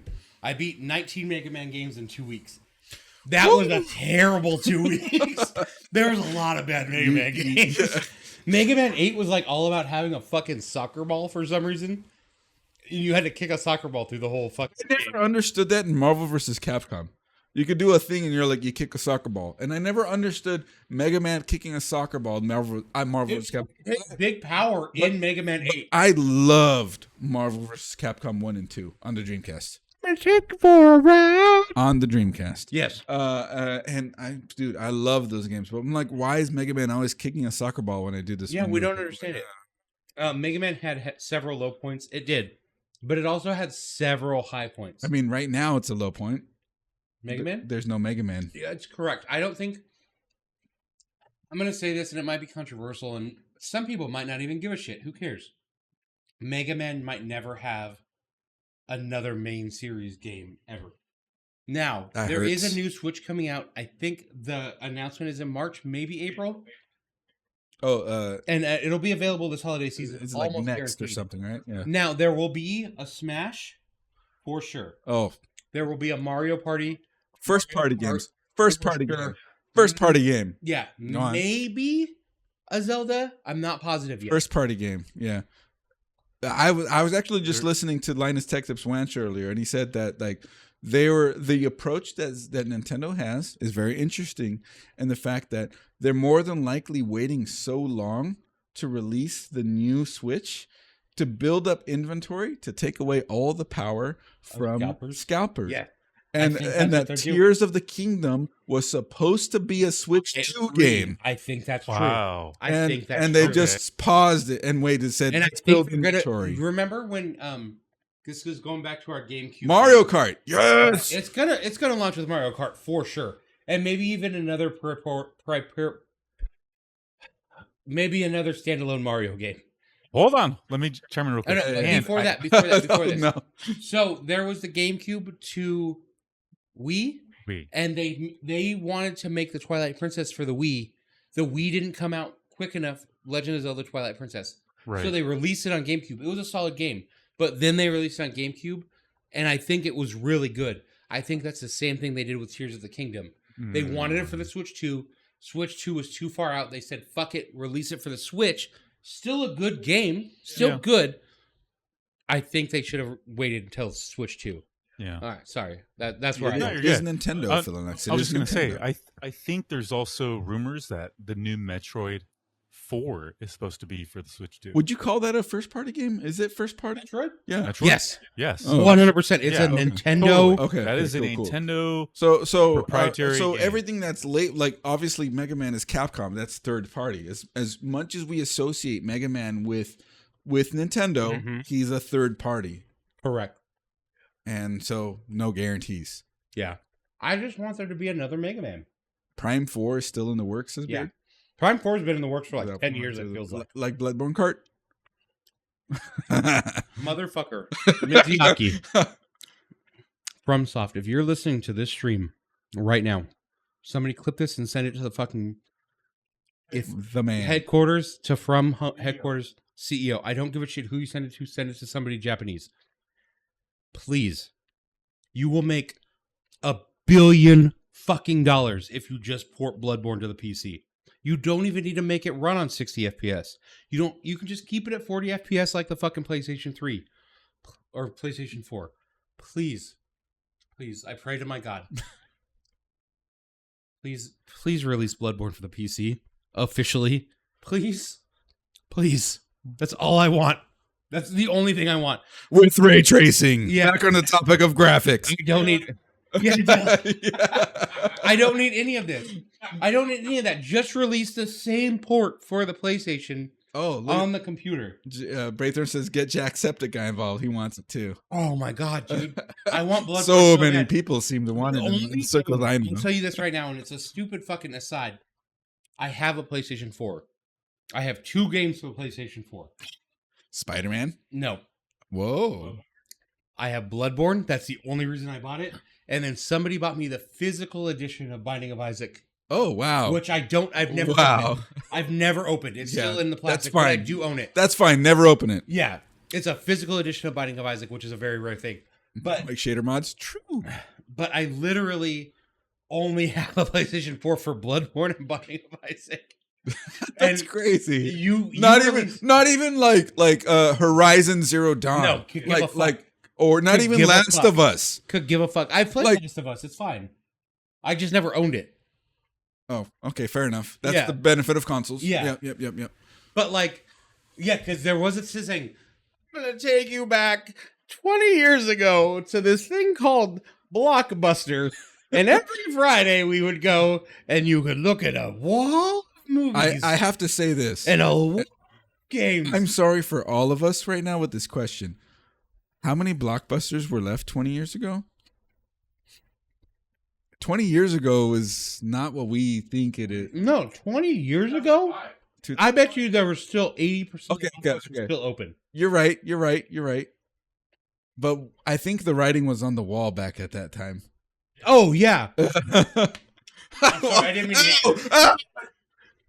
Okay, Blockbuster got offered to buy Netflix.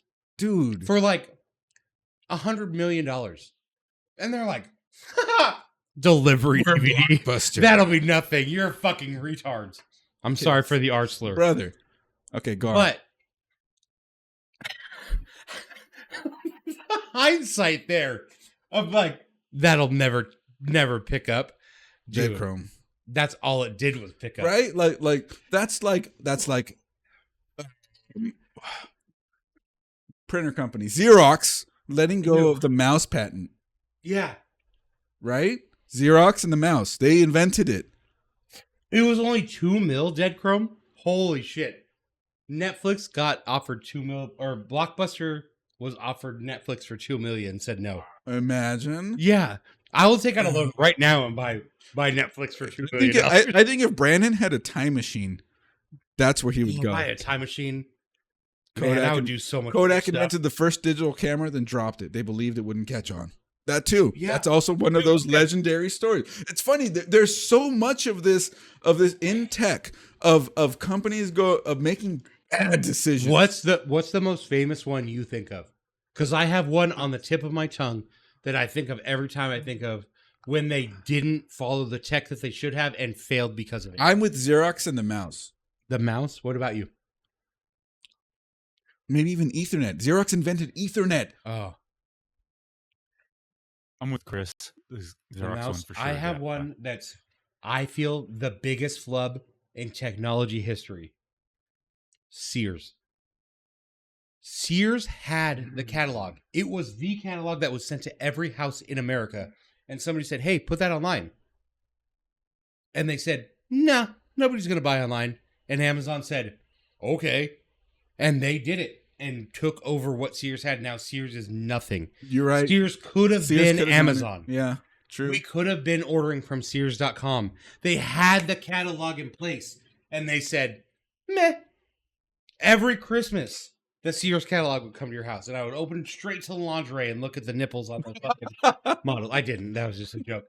But like, I they... was gonna say, like, I was circling like cool electronic Yes! toys Yeah. Dude, do you remember that? and giving it to my parents. You know, This you know is what I love growing want. up? 2 things: Sears catalog, Toys R Us magazine The catalog. catalog that would come. And the Comp USA flyer. Oh, okay, yeah, that one The too. flyer, yeah. And now it's Harbor Freight for me. But yeah, but like the Toys R Us catalog that would come and you would circle shit. Like I remember. Do you remember going to Toys R Us? Future shop. Oh shit. Candy. This is when SNES was a thing, so it might be a little bit before your times. I'm a little bit older than these gentlemen, but they had, you would go to the game section, look at the box. They had one box for every game, and you would look at it and then pull the tag, go up to the front of the store, buy it, and they had like a little storeroom of all the NES games. And man, did I want to be that dude that would go in that storeroom and look at all these like, oh, it was so cool. When I think of those guys, I think of them like, oh, they're in the vault. Yes, it's like basically Fort Knox. They're in the vault. Yeah, Yeah, Oh, I man. actually have the cage. I have a story for Dead Crumb right now. So Okay. he's talking, and it was mentioned earlier. He said the Robinson screw. Now, I don't remember if it's Robinson bits, but I do know that my LTT screwdriver came with square bits, and were those called Robinson or Robertson? And I'm just like, why? Why are these here? Nothing here uses that. And I'm just like, I wish it was Torx. I use Torx all the time. The squares Robinson, thank you. And I'm just like, this needs to be. And Linus even responded saying, like, not to me, but in general, to all the criticism he received for including Robinson bits. And everybody was saying should have been Torx, and he goes, it's just that's what's in Canada. That's where he's from. That's what's standard. Canada. Yes. Shut up. And that's where it's from. That's going to be our 51st state. Stop. I can't wait. Shut up. I'm going to get poutine delivered. I'm going to get For poutine, I'll take it. poutine and Timbits. I'm okay with he it. really wants Timbits. Let me finish. Okay. So this is the thing is I started hearing from people who work in the electrical side of things, like our friend Reckoning X, that those square bits, those Robinson bits, more common in that industry. And then I did a job running, helping pull fiber cable from building to building, a 650-foot run, a 1,000-foot run, and stuff like that. And what I needed to do was open up boxes, electrical boxes. And what do you know? I had my LTT screwdriver with me, and those boxes, Robinson bits. I bet you they were made in Canada. Oh, those boxes? Maybe. 100%. Doesn't matter. But I'm like, oh, shoot, I have these bits. And then I open them up, and I'm like, all right, fine, Linus, fine. Yeah. What's cool about the Robinson bit is that the toonie, it's a 2 The coins. It's a coin. It's a $2 coin. It's called a toonie, and you can use that in the Robinson bit. They designed the toonie for that screw. Did you know that? I didn't know that. That's good because I made it up. Thanks. Dad Chrome, can you yell at him next time he streams? Rack screws are also square. It's true. All right. The $1 coin is loony. Yeah, it's a toonie. It's a loony and a toonie. A It's loony a and a $1 toonie. coin and then a $2 coin. Hmm. Also, toonie is a funny fucking. I like that. When we ate at a place, I was hanging out with Oztox Hardware and Greg Salazar. I so on a budget. The Canada trip.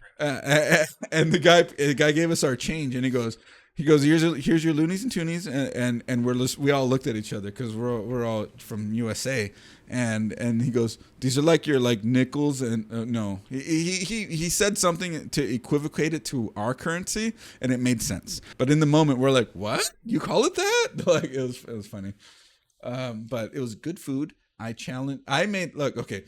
Oztox Hardware said something like he got served a dessert, and it was like a whole thing of like sugary chocolate sauce. You don't make it rain, you make it hail.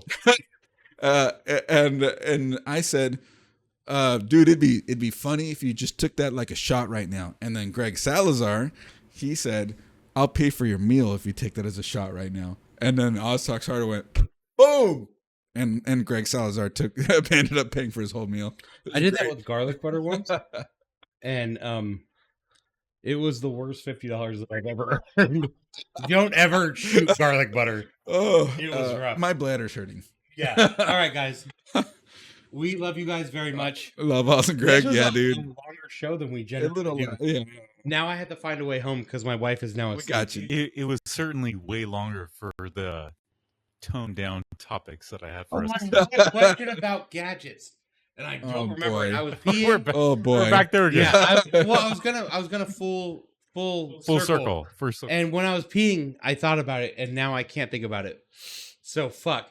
But Joseph, thank you very much for being here. Thank you for sharing us your ethanol whiskey. That powerful stuff, dude. It was ethanol. It was rough. Turn your camera on. There you go. Here, can I just? He wants his second shot of Definitely. of 130. No, not that high. Twitch just popped up and asked if I was sure if I wanted to send a message. I was writing something to represent a sound, and it may have been just like slang phrase. Jeez, Twitch. It wasn't even automod. I would have seen it over here. Yeah, see, nobody else in this room knows Rescue Rangers. We love I knew it. I immediately knew who you were talking about. So Joseph, ethanol for when you don't want to give a F at all. So we have this. Okay, so Briarthorn wasn't here. Braythorn, which is awesome meeting you again, buddy, and I appreciate all the raids. This is the whiskey right here. Closer. Right there. Pull back. Stop. Boom. Perfect. 47 and 66.23%. 66.23%, he says. ABV. A barrel of it? He didn't explain. So Total Wine bottled that? Yeah. Well, no, okay. So what happens is with small batch whiskey like that, and Joseph can correct me when I'm wrong, because I'm sure I will be wrong. They'll say, hey, we're making 100 barrels. Do you want a barrel or an amount of barrels? And like La Sierra liquor store, or the one that we like that is down in Corona, or Bevmo, they'll say, yeah, give me 10 barrels. And then the company will bottle it from their barrels, and they will put a badge on the whiskey or whatever alcohol they're buying. I love this. It's basically like a contract. Like they actually say, hey, we have these specific barrels, cask strength. Yes. Like it's a specific barrel at a specific ABV proof that they sell to Total Wine to sell to the consumer. I actually love that. And I love that you were able to identify that. I know because of La Sierra. Yeah. They have Pappy that's just not Pappy. I'm sorry. It's not Pappy. Pappy's much too crazy for that. What was it? was either Blanton's. There was a very special whiskey that they had that was just La Sierra liquor. And they had it, and it was bottled, and it was numbered. Like, we only had 100 bottles from this barrel. And the dude from La Sierra went to the distillery, and they say, do you want this barrel? Do you want this barrel? Like, they'll taste from, like, 4 or 5 barrels. And they get to taste what they want, and then say, I want that barrel. And then they badge it. I just noticed that it was badged. It's badged. You know what? It makes it special. It does. It 100%. makes it, And you like- didn't mention that, and I think that's crazy that it's badged Total Wine and More. Yeah, I didn't get to that part just because there were so many other facts that Correct. I wanted to talk about, and I didn't want to, But that's really I know- cool. Yeah, I mean, I wanted to just provide. Didn't even have his face on the label. It's a little, that's a Especially little bit that inside was- baseball, I guess. Full page Yeah. and asked me, "Are you Yeah, sure but I'm that's glad nice you guys listen? appreciate Listen, that. I Yeah, mean, I have appreciate it a lot Yeah. because I That's like liquor crazy. shit. Yeah, it's cool Brand stuff. new Twitch feeder. But either way, I'm going to end with this. All right, everybody, thank you for hanging out. Thanks Braithorn, for thank you being for the here. raid. Raiders, thanks for hanging out. Sorry, I think I almost spilled it. Mr. Clem, thank you for the follow. Braxton with the sub. Dodger Dog with the follow. Dodger Dog. Yeah.